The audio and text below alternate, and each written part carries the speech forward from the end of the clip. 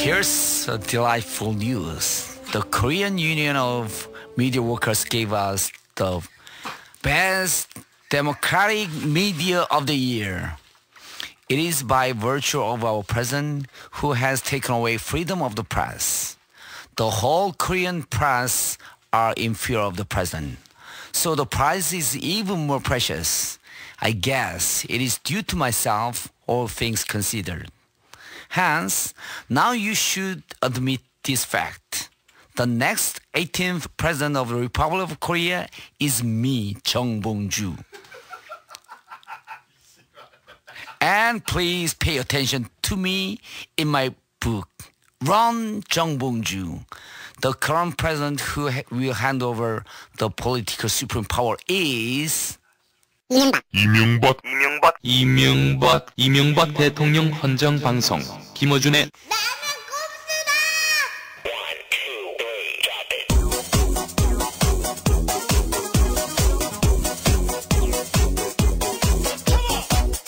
비가 오나 눈이 오나 각하 생각만 하는 각하 상사병 방송. 나는 꼼수다 제 30회 시작하겠습니다.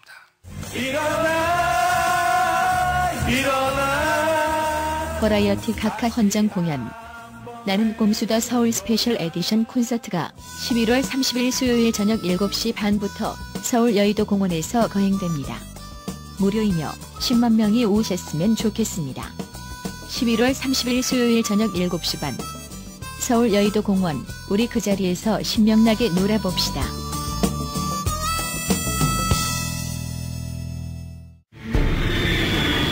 나는 꼼수다가 미국에 갑니다. 12월 6일 뉴욕 7일 보스턴 하버드대 8일 워싱턴 DC 존스 홉킨스대 9일 LA UCLA 10일 LA 평화의교회 11일 샌프란시스코 UC 버클리 12일 스탠퍼드대.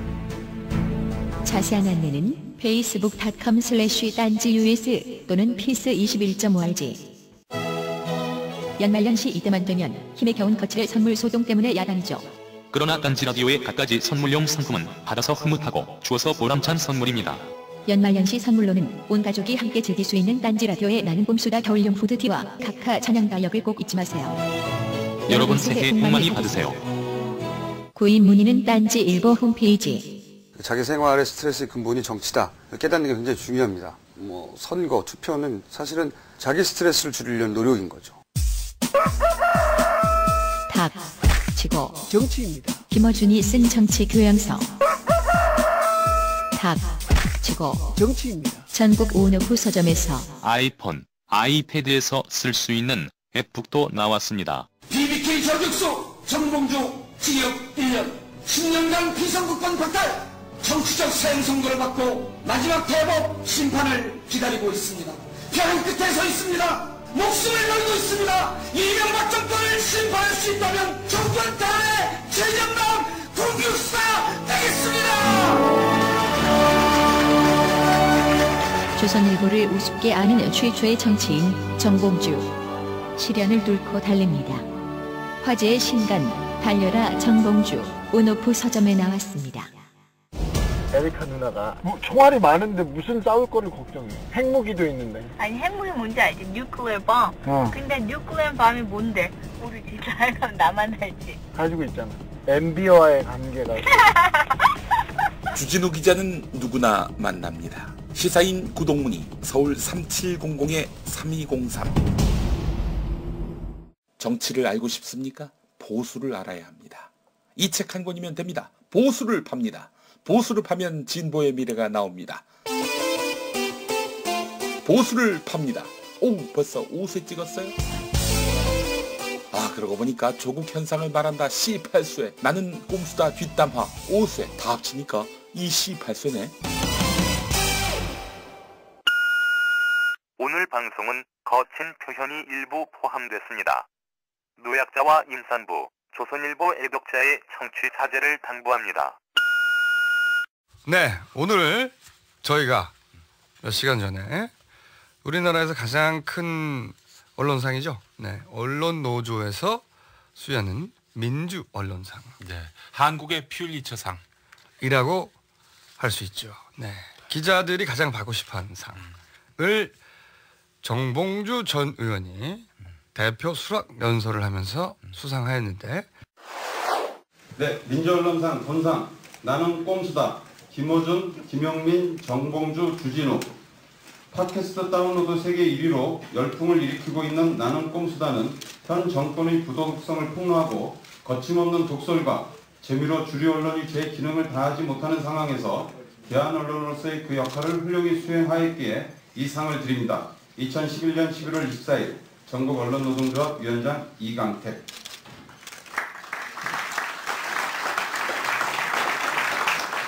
국민들을 협박하는데 이권난 놈들입니다. 허위사실 명예훼손, 허위사실 유포 명예훼손. 이 세 사람 인상을 보세요. 이 사람들은 허위사실 유포할 수 있어. 절 보세요, 절. 제가 어디 허위사실 유포하게 되겠습니까? 대표 수락 연설에 새로운 깔때기가 등장했다. 융합 깔때기. 융합 정치 뭐라고요? 융합 뭐? 핵융합 깔때기 됐습니다. 융합 시대의 지도자. 왜 융합입니까? 이게 언론인들에게 주는 상 아니에요. 예. 근데 단군 이래 정치인이 받은 최초의 상이에요. 내가 언론인 아닌데 받은 거거든. 그러니까 아니, 위대한 정치인이면서 상이 수여되기 시작한 때가 90년대인데 뭐 단군 이래까지 갈 거 뭐 아니 있습니까? 근데 또 틀린 말도 아니야. 틀린 말도 아니죠. 90년대 전에도 못 받았어. 그러면은 저기 그 뭐야? 아니 왜 태클 걸어? 자기 상 안 받았나? 그 천지창조 이래 최초의 수여라고 하지. 아니 당군 이래 최초의 상인데 진짜로 정치인이 받을 수 기자들도 평생 한번 받을까 말까 하는 상 아니에요. 그렇죠. 네, 가장 권위 있는. 네, 권위 있습니다. 기자들이 주는 상이에요. 그 지금 언론고시 보고 있는 우리 그 후배들, 내 사랑하는 후배들한테 전화해갖고 막갈대기를 들이댔더니 걔들도 알더라고. 이게 어마어마한 상이라고. 네. 민주 언론상. 네. 어우 그거를 정치인이 받은 거예요? 그것도 위대한 정치인 국회의원 출신이? 그러니까 두 개를 섞으면 그냥 혼합이야. 적어도 3개 이상은 섞어야지 융합이거든요. 네. 21세기 기술은 융합이거든. 네.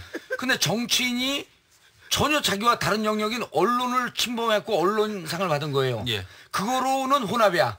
근데 여기서 위대한 저술가 베스트셀러 작가가 된 거 아니에요. 저 얘기하고 싶었구만. 아 그러니까 정치인, 언론인, 저술가. 그렇죠. 그것도 그냥 저술가 아니라 베스트셀러. 이제 오늘 책 발매됐으니까 바로 스티브 잡스까지 딱 치는 거야. 스티브 잡스. 그거를 졸라 진지한데 자기 올라가서 융합 정치인이라고. 아니 왜 그러냐면 할아버지 언론인들이 깜짝 놀라시더구만. 백기환 선생님 깜짝 놀라시더라고요. 안 웃으려고 버티다가 결국 다 웃더만. 뭐 니물리가 행진곡 막 부르고 엄숙한 분위기야. 그래서 김종수가 그러더라고. 아, 나 이거 오늘 깔때기 되면 안 될 것 같은데 그랬더니 이런 데서 돼야지 진정한 깔때기래. 아니 깔때기를 안 되고 진지하게 막 하려고 하는 거야. 워낙 분위기가 처음에 진지했잖아요. 니물리가 행진곡 부르고. 네. 그래서 이런 데서 깔때기를 대야 된다. 그 순간에 골라들이 자기가 융합 정치인이래. 아니 융합 지도자. 융합 지도자. 그러면서 딱 이걸 걸었죠. 오늘 딴주 걸었으니까 내일 기사 크게 뜰 거야. 이제까지 융합의 전문가는 안철수를 알고 있지만 드디어 몸소 실천하는 정치권의 융합의 지도자가 떴다. 언론인, 정치인, 베스트셀러 작가. 공주형이 딱 듣고 있더니 박수를 치는 거예요. 그 다음에 FTA 통과된 거 보니까 이제 투쟁형 리더가 필요하다. 미국에다가 저기 FTA 이거 안 한다. 이렇게 팩스를 보낼 수 있는. 그렇지. 아이 팩스를 보내고 뒤집어 엎는 거지. 불쌍하겠다 무엇도. 그런 그렇게 정면으로 맞짱을 뜰 수 있는 정치인이 정봉주이기 때문에 자기는 정봉주가 뭘 하든 지지하겠다. 들었잖아요. 누가 그래? 들었어요 안 들었어요? 아니, 안 들었어. 책 나왔는데 책 맨 앞에다가 예전에는 대권 주자로 했잖아. 네. 18대 대통령이라고 사인을 해. 18대 대통령 정봉주라고 사인을 해. 중간중간에 자기소개가 얼마나 웃긴지 아세요? 자기소개 마지막에 신이시여 진정 이렇게 멋진 말을 제가 했단 말입니까? 에라이 주먹을 부르는 책이 처음으로 나왔어. 구타 유발 저수책이야. 그래서 제가 오늘 끝나지 않았어요. 그 안철수가 융합의 전문가인데 이제는 그러면서 안철수 살짝 디스해버렸잖아요. 실천적 융합 지도자. 자기가 라이벌인 줄 알아. 아니 그렇게 생각하기 충분하죠. 왜냐 안철수 원장이 나보다 나이도 어려. 그게 무슨 상관이야. 더 많은 게 나이밖에 없잖아. 아니, 그럼 나이 내가 30살 많다 왜? 알았어요. 아니 근데 안철수 원장 얘기하니까 또 의원님이 박경철 원장 세무조사 받는다고 그렇지. 말을 했다가 조선일보 기자하고 통화해가지고 인터뷰 또 괴담의 주인공이 됐잖아요. 그렇죠. 그렇게 조선일보 기자하고 인터뷰 하지 말라고 그랬죠. 아니 근데 옆에서 아니 내가 그 사실을 얘기할게요. 아니 전화가 왔어. 네. 그 끊었다가 다시 내가 전화하니까 주진우 기자가 옆에서 아이 조선일보하고는 전화하지 마 의원님. 아니 난 몰라. 내가 어떻게 그렇게 말했어. 그래도 야 이거 인간적으로 전화 왔는데 그 전화했어요. 그랬더니 하지 말라고. 아니 중앙일보 무슨 인간적이야. 지난주에 중앙일보 그렇게 보시고 또 그래요. 그래도 우리는 인간이 이렇게 배척을 뭐 인간에 대한 신뢰를 무조건 괴담으로 써먹는다고 우리가 그렇게 얘기를 신뢰를 끝까지 버리지 못하잖아. 근데 주진우 앞에서 아이 의원님 전화하지만 난 몰라. 이제 큰일 났어. 그래 했죠. 그랬더니 그러면서 박경철 안철수 물어보길래 야 그거 뭐 그냥 그 뭐 기사로도 뜨고 인터넷 그 트윗에도 뜨고 그러니까 뭐 별 내용은 없나 보죠. 그래서 그냥 끊었어요. 아니, 다 자세히 얘기해 보세요. 그러니까 박경철 원장이 세무조사를 받고 지금 운영하는 병원이 세무조사를 받고 있는 것 같다란 말을 의원님이 어디서 했어요? 그거를요? 네. 숙대 강연에서 했죠. 숙대 강연에서. 예. 강연에서 현 정권이 안철수 신상털기에 들어갔다. 안철수 원장이랑 박경철 원장이랑 괴롭히고 있다. 네. 그리고 괴로워한다는 얘기를 전원으로 들었다. 네네. 네. 그러면서 세무조사라는 얘기를 했어요? 세무조사라는 얘기를 했는지 어쩐지는 잘 모르겠어요. 근데 의원팀이 우리끼리 얘기한 거를 우리끼리 정보 얘기하다가 공유하다가 뭘 듣긴 들었는데 또 딴 생각하다가 잘못 들은 거야. 그래서 뭔지 조사를 받긴 받는데 조사하면 세무조사밖에 더 있어. 자, 그 괴담의 그래서 그래서 그 다음날 내가 주준한테 또 전화가 왔어요. 그거 봐 내가 전화하지 말라 그랬잖아. 기사 나왔잖아. 난 몰라. 걔가 뭘 어떻게 그렇게 해. 그래서 신문을 딱 봤어요. 노원구청에서 기사가 딱 나온 거야. 정봉주 괴담 일파만파 빠르게 인터넷상으로 퍼져. 당연하지 이놈들아. 팔로우가 20만이 돼 빠르게 퍼지지 내가 한마디 하면. 그래서 전화를 했어요. 전화해갖고. 그러니까 의원님이 세무조사를 박경철 원장이 받지 않는데 받는 것처럼 말했다는 괴담의 주인공이 된 거야. 괴담의 주인공이 된 거야. 그것도 숙대 가서 얘기한 거예요. 강연에서 요즘은 강연에서 우리가 얘기하면 거기 기자가 다 받아서 찐다니까. 아니 우리가 아니라 내가 얘기하면 꼭 나오더라고 기사가. 그렇게 강연도 조심해서 하셔야 돼. 또 강연 가갖고 흥분했지 뭐. 200명 들어올 강연 그 강의실에 막 600명 700명 말도 안 되는 여학생 아니에요. 그렇지 여대생. 에이 그렇게 보지만 내가 주진우야 왜 그래. 콘서트장에도 맨날 여대생들 그걸 와 데려가지고 인터뷰 시키는 나 참. 그래서 전화해서 그래서 전화를 했어요. 더 웃긴 거 뭔지 알아? 그 강연 끝나고 나서 거기 디프를 냈는데 그 학생들한테 우리 전화번호를 뿌린 거야. 미치겠어 내가 진짜. 안 뿌렸어. 걔네들 어떻게 알았어 전화번호를 그러면. 안 뿌렸는데 진짜. 번호 줬잖아요. 아니 안 뿌렸는데. 뿌리지 않고 줬지 전화번호. 자 뿌리지 않고 전화 줬지. 한 명한테 줬나? 미치겠어 진짜. 그러지 좀 마. 그래서 전화를 했어. 조선일보 기자한테 전화했어. 어느 국회의원이 조선일보 기자한테 해갖고 항의를 못해요. 아니 원래 조선일보, 중앙일보, 동아일보 정도 되면 정치인을 까도 정치인은 그 기자한테 항의를 못해요. 안 돼. 아니 절대 못해요. 뭐냐 그냥 왜 그렇게까지 했냐 사실은 그거 오해다 뭐 이런 정도로 그렇지 해명하려고 하지. 그거를 꼭 얘기해줘야 돼요. 해명하려고 하지. 근데 의원님 어떻게 했어요? 조중동에서 기사 쓰면 진짜 항의 못해요. 전화해서 이거 좀 왜냐면 더 까거든 그러면. 그럼 그 다음날 더 까. 그래서 제가 전화해갖고 이거 욕해도 되나? 삐처리 되나? 하세요. 뭐라고 정확하게 워딩을 해보세요. 전화해갖고 야 처음에는 어이 기자. 어이 기자. 나하고 인간적으로. 원래 기사를 쓴다고 그랬어요? 안 쓴다고 그랬어요?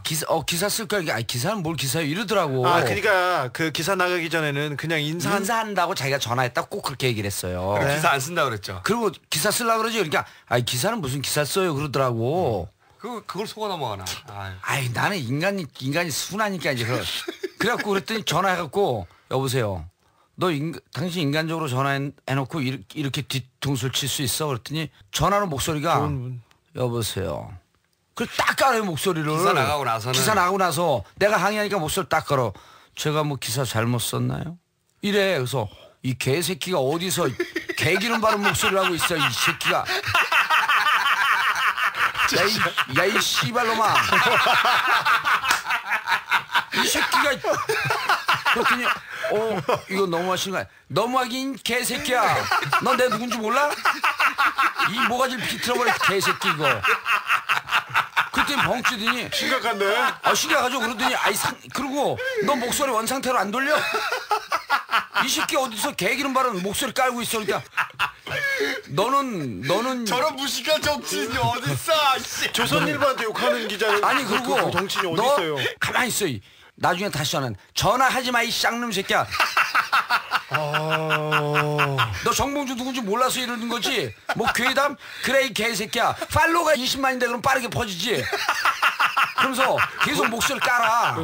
그래갖고 내가 깔때기 대면서 화낼 때도 깔때기를 달아. 그러니까 아니 깔때기를 대고 아니 그래야지 그쪽에서 이게 진짜 화내는지 어쩐지 잘 모르거든.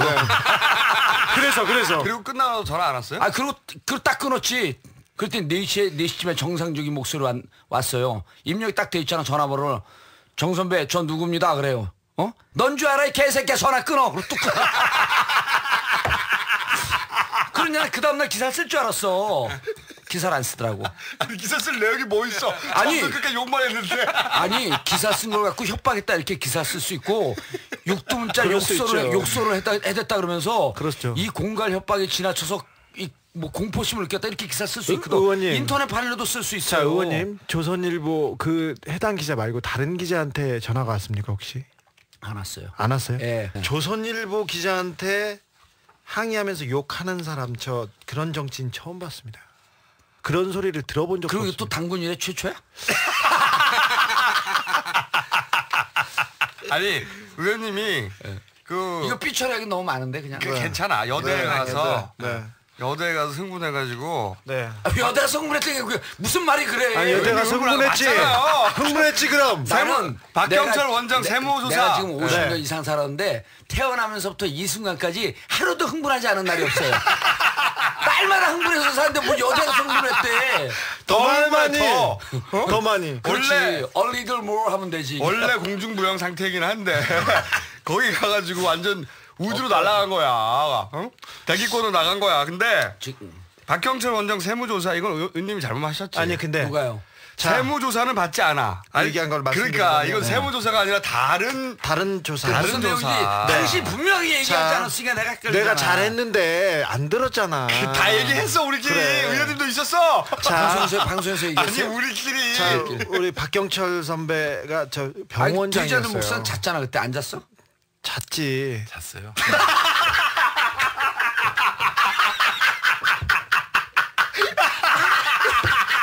지금도 잘라 그랬는데 의원님이 갑자기 욕을 하는 바람에 지금 계속 껄쩍껄쩍 놀라잖아. 웃기다. 근데 저기 박경철 그 원장이 지방에서 병원장이십니다. 네. 근데 안동 신세계 연합병원. 네, 지금은 병원장이 아니세요. 다 내놓으셨어요. 근데 거기를 세무조사를 안 했대는 세무조사가 아니라 병원은 세무조사를 하지 자, 않아요. 뭐냐면 보험이나 보험 사기가 있지 않습니까? 예. 보험이나 아니면 의료 수가를 많이 그렇지. 책정하거나 그러니까 의료비를 과다 건강보험공단이나 다른데 심평원 쪽에 이렇게 병원 털 했고 때는 저런 걸 한다고. 자 그다음에 약이나 주사 리베이트 있지 않습니까? 그런 거를 뒤지고 뒤졌습니다. 그리고 시골을 사는 경제 전문가입니다. 우리나라에서 손꼽히는 주식 전문가고 경제평론가인데 주식 거래에 대해서 뒤져보고 들춰보고 따져봤습니다. 저기 안철수 원장도 비슷했습니다. 안철수 원장은 저희가 따로 한번 종합판 다룰 텐데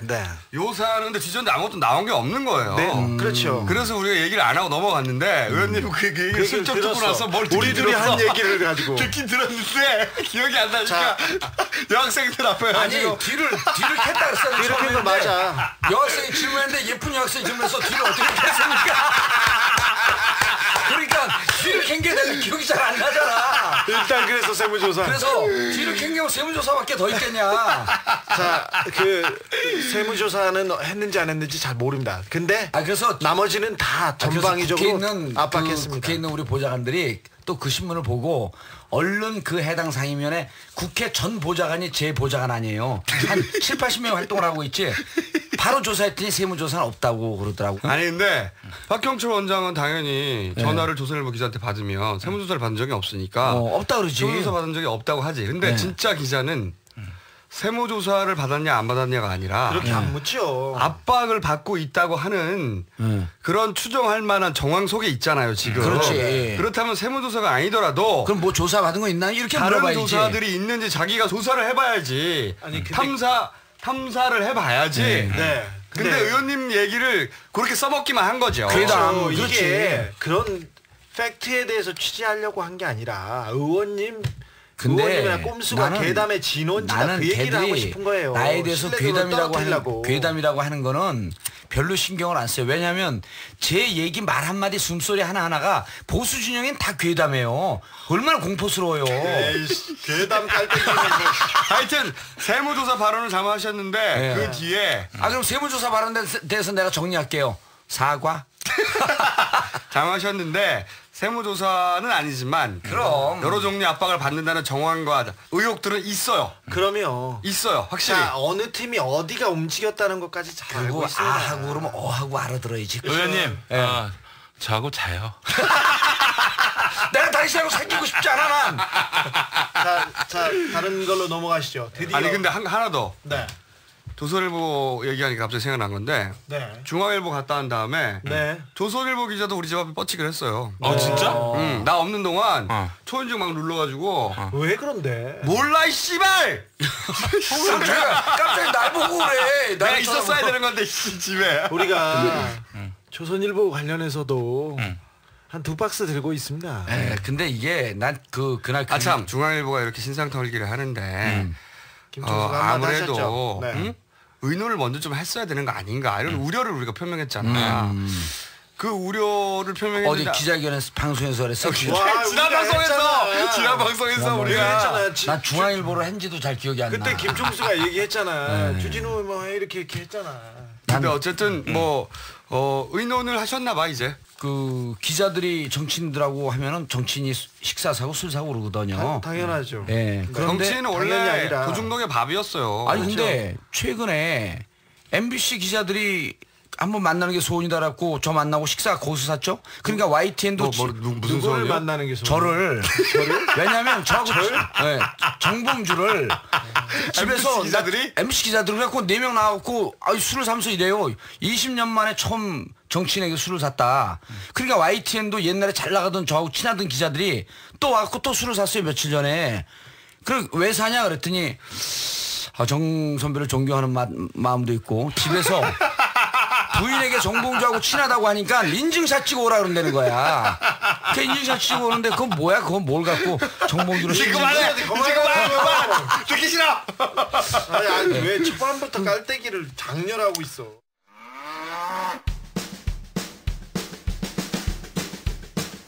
각하는 그럴 뿐이 아니죠. 각하는 그럴 뿐이 아니죠. 각하는 그럴 뿐이 아니죠. 완벽하고 도덕적이죠. 각하는 그럴 뿐이 아니죠. 각하는 그럴 뿐이 아니죠. 각하는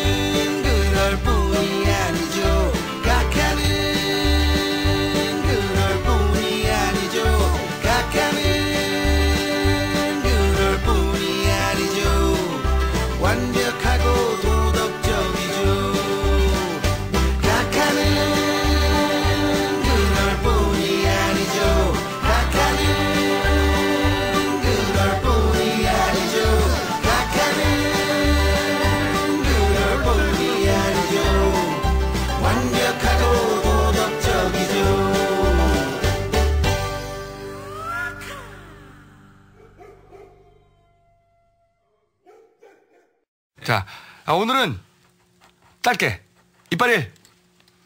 한반도와 그 부속 도서를 지역 기반으로 하고 있는 치명적인 매력의 남자 17대 국회의원 정봉주입니다. 이빨이. 수줍고 철없는 17세. 바꿨네. 정통 시사주간지 바꿨어. 재미없어. 시사인의 주진우입니다. 이빨 3. 영광의 28세. 안녕하십니까. 조현호 총장을 매우 존경하는 김용민입니다. 그리고 또 새로운 소식 하나 있죠. 오늘 우리가 상 받는 그 시점쯤에 보도가 나왔죠. 아우 기뻐요. 기쁜 보도가 나왔어요. 경찰에서 소환 예정. 네. 드디어 소환 임박했습니다. 임박했는지 아닌지 몰라. 임박인지 아닌지 모르고 참 희한한 일이 벌어졌잖아요. 고발자들이 소환에 소환에 불응하고 찌찌뽕. 근데 지난번에 우리가 찌찌뽕 했잖아요. 김 교수하고. 근데 그거를 초등학교 4학년 애가 듣고 있었던 거예요. 찌찌뽕 하면서 원래 꼬집는 거거든. 딱 꼬집는 거예요. 근데 걔가 딱 찌찌뽕 그랬어. 우리가 그래갖고 찌찌뽕 하니까 걔가 그 꼼수를 듣다가 웃지다면서 점잖은 목소리로 풀려면 뽕찌찌. 초등학교 4학년 애가 원래 찌찌뽕 하면서 꼬집는 거거든. 그럼 꼬집히면 풀어야 될 거 아니야. 풀려면 뽕찌찌. 유치뽕이다 유치뽕. 우리 불렀어요 어쨌든. 불러가지고 기다리고 있습니다. 우리 지난번에 그 중구청에서 호남 그 직원들을 적출한 호남 사무관들을 적출한 그런 의혹에 대한 그런 증언들을 소개하지 않았습니까? 모 동장이신데 그분 경찰에 불려 나가게 생겼습니다. 아직 소환 당하진 않았어요? 일단 소환 일을 좀 미뤘어요. 그래서 이제 조만간 우리한테 아직 연락 안 왔어요. 기분 나쁘네. 우리는 막 기다리고 있는데 연락을 안 해. 그러니까 지금 고소를 한 게 우리가 낙곰수에서 이야기했던 나경원 후보에 관한 그런 각종 의혹들 패키지로 다 묶어서 세트로 처음에는 종합 선물 세트로 1억 피부과만 얘기하다가 이번에는 전부 다 거를. 전부 다. 저 정의원 같은 경우는 나경원 그 의원이 학교 감사 대상에서 빼달라고 부탁이었고요. 그러면은 나경원 이제 의원도 아니지. 나경원 씨를 먼저 소환해야지 그러면. 나경원을 해야 됩니다. 그리고 저에 대해서는 나경원 후보의 남편 김재호 판사가 기소 청탁을 했다는 한 부분에 대해서 주장이 허위라고 얘기했습니다. 그것도 이게 나경원 의원의. 그럼 김 판사를 먼저 소환해야지. 자, 김 판사님을 먼저 소환해서 어떻게 잘못됐다고 얘기하십시오. 그러면 제가 바로 나갈게요. 그다음에 지금 지침을 주는 거예요 경찰에게? 네. 낙곰수 전원에게. 안녕하십니까. 경찰청장 조현호입니다. 이 새끼는 족갑 주진우. 뭘까? 그거 계속 주진우는 족가란 말이야. 정봉주는 웃기다.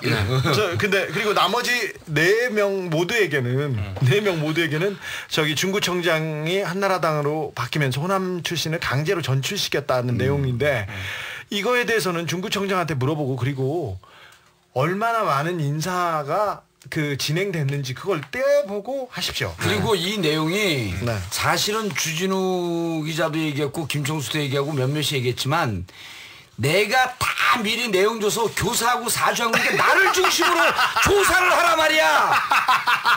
왜 4명을 다 불러? 나를 중심으로 조사를 하라고. 이제 역사의 길이 남을 경찰 출두가 될 것 같고요. 역사의 길이 남을 조서가 될 겁니다. 한 명 한 명의 조서가 얼마나 주옥 같은지 한번 지켜보시죠. 근데 경찰에 대해서 하나만 더 얘기하고 넘어가죠. 지금 어제까지요. 검경 수사권이 조정됐는데 5년 전보다 후퇴를 했습니다. 경찰한테. 내사도 검찰의 지휘를 받는다. 그런데 후퇴시킨 장본인이 경찰청장이에요 지금. 당연하죠. 안녕하십니까. 조현호입니다.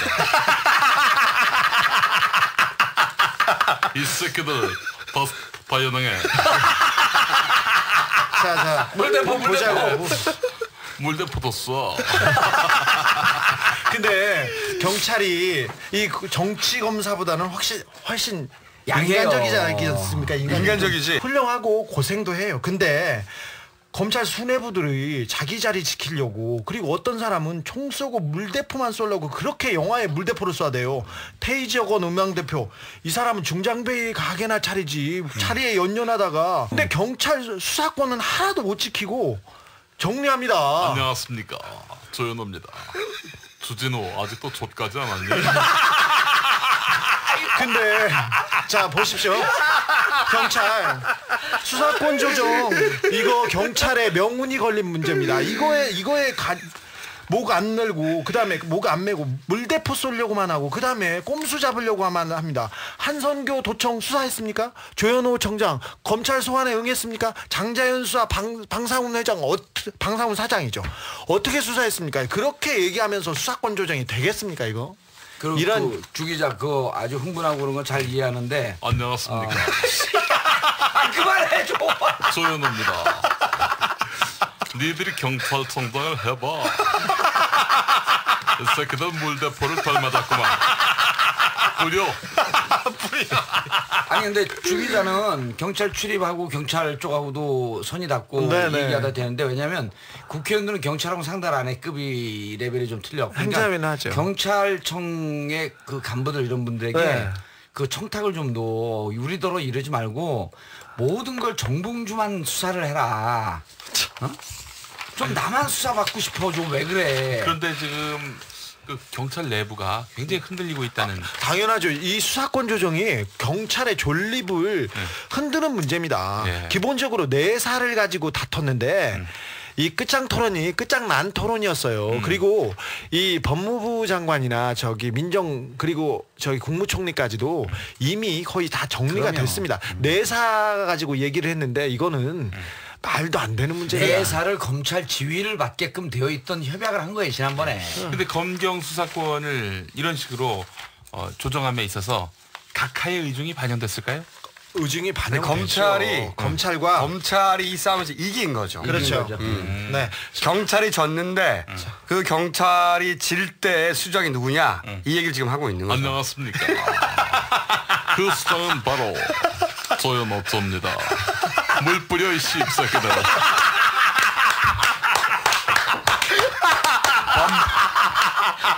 반발하는 개새끼들 물 뿌려 이 씹새끼들. 내가 가진 건 물밖에 없어.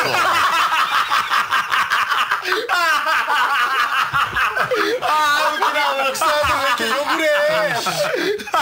아니 FTA 집회 나갔는데 이제는 경고도 9시 집회 그까지 시간 돼 있잖아. 그럼 그때는 해산시키고 막 그러다가 12시 임박하면 그때 물 뿌리는데 9시 넘자마자 바로 물을 쏴댄 거예요. 그리고 인도에다 뿌리면 뭐해? 어떻게 하자는 겁니까? 아니 그리고 사람들이 흩어져 가는데 가는 퇴로를 막고 그 안에다가 쥐새끼 몰아넣듯이 몰고 어제 집회에서 물을 뿌려버린 거예요. 아니, 추운 날 물 맞고 추워서 다시 겁나서 못 나오게 하려고 하는 거예요. 그러니까 사람들이 빠지면 옛날 같은 경우는 다 해산시키고 마지막까지 집회하고 막 인도 차도로 나오는 사람들 향해서 물을 뿌린 거거든요. 인도 코너에 몰아놓고 물을 뿌린 거야. 이렇게 착한 시위대가 없습니다. 자, 폴리스 라인을 쳐놓고 있으면 시위대가 아니라 그 군중들이 한번 밀고 나오지 않습니다. 근데 절대 안 나가죠, 절대. 근데 그 물을 뿌려가지고 이 촛불을 막으려고 그리고 이 시민들의 분노를 막으려고 하는데 그 물만 뿌리려고 하고 자기네들 수사권은 안 지키려고 이게 뭐 하자는 겁니까 진짜. 안녕하십니까. 경찰청장 조현호입니다. 물 진짜 많이 나온다. 물 뿌려 씨. 아무래도 물을 좀 덜 먹은 것 같아.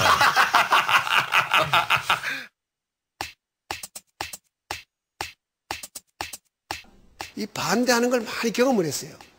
청계천 할 때도 반대하는 사람이 많고, 뭐 사대강 한다니까 또 반대가 많고, 뭐 사방에 반대가 많은데 그 일이 옳은 일이면은 반대가 있더라도 돼야 된다.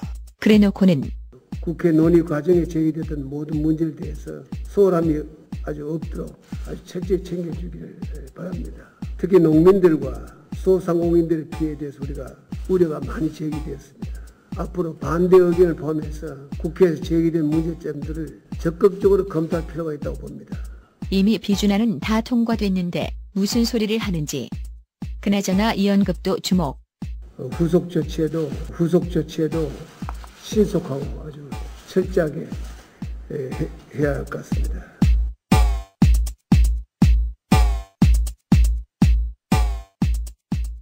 경향신문 김용민 화백은 한미 FTA 후속 대책은 바로 이것이라고 소개.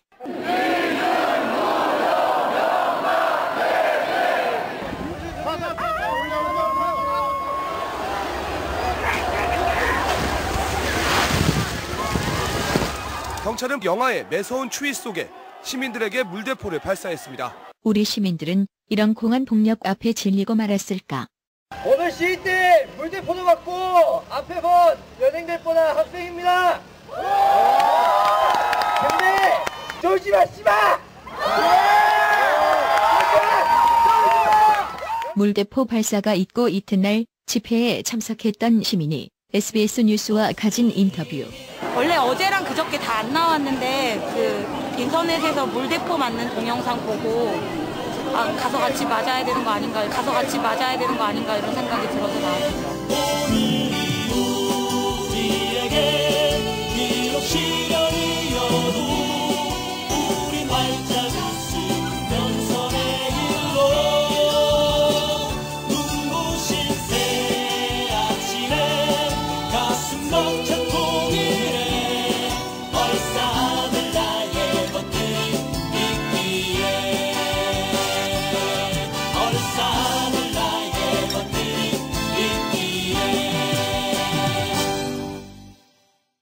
근데 FTA 통과되고 조중동 메인이 그거예요. 최루탄 터트린 게 메인이에요. 김선동 의원이. 이게 아니 말이 됩니까? 그래서 국회의원 150명이 최루탄에 눈물 흘린 거하고 FTA로 국가 단위로 눈물 흘릴 거하고 비교가 되나?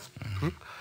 족가는 소리를 하고 있는 거지. 근데 내가 이 기사를 보고 제일 웃긴 게 뭐냐면 제일 바보 같다고 생각하는 게 이런 기사를 쓰는 기자들이 제일 바보 같은 거예요. 왜냐면은 내가 재벌 2세면 이해하겠어. 그 기자들이. 그렇죠. 응?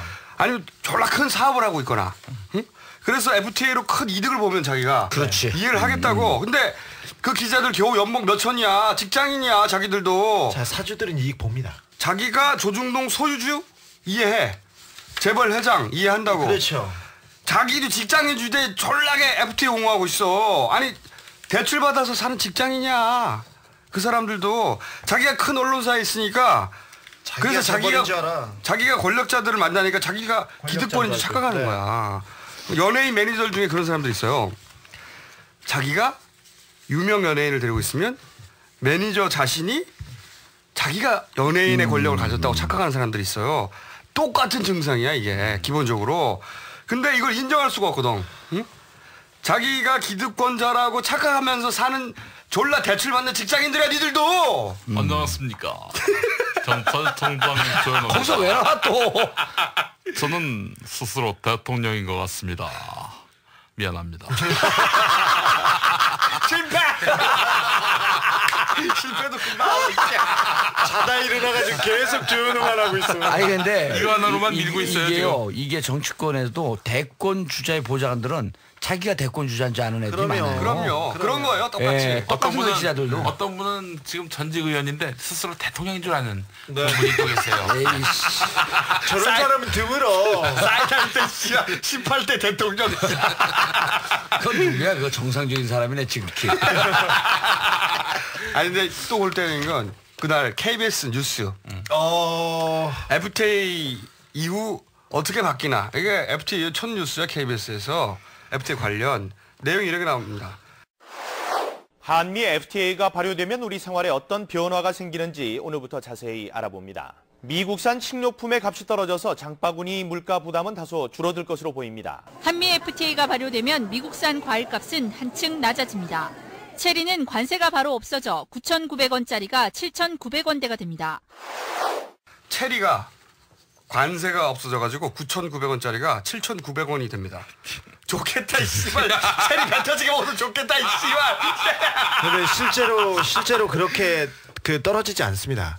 저기 미국의 명품 가격이 전혀 변동되지 않고 떨어지지 않을 거라고 그 명품 회사 사람들이 다 얘기해 줬습니다. 아니 공영방송이 FTA 체결되고 나서 첫 번째로 때릴 뉴스가 체리 가격이 9,900에서 7,900으로 떨어진다는 얘기 할 때야 지금. 그러니까 체리 필터야 걔네들이.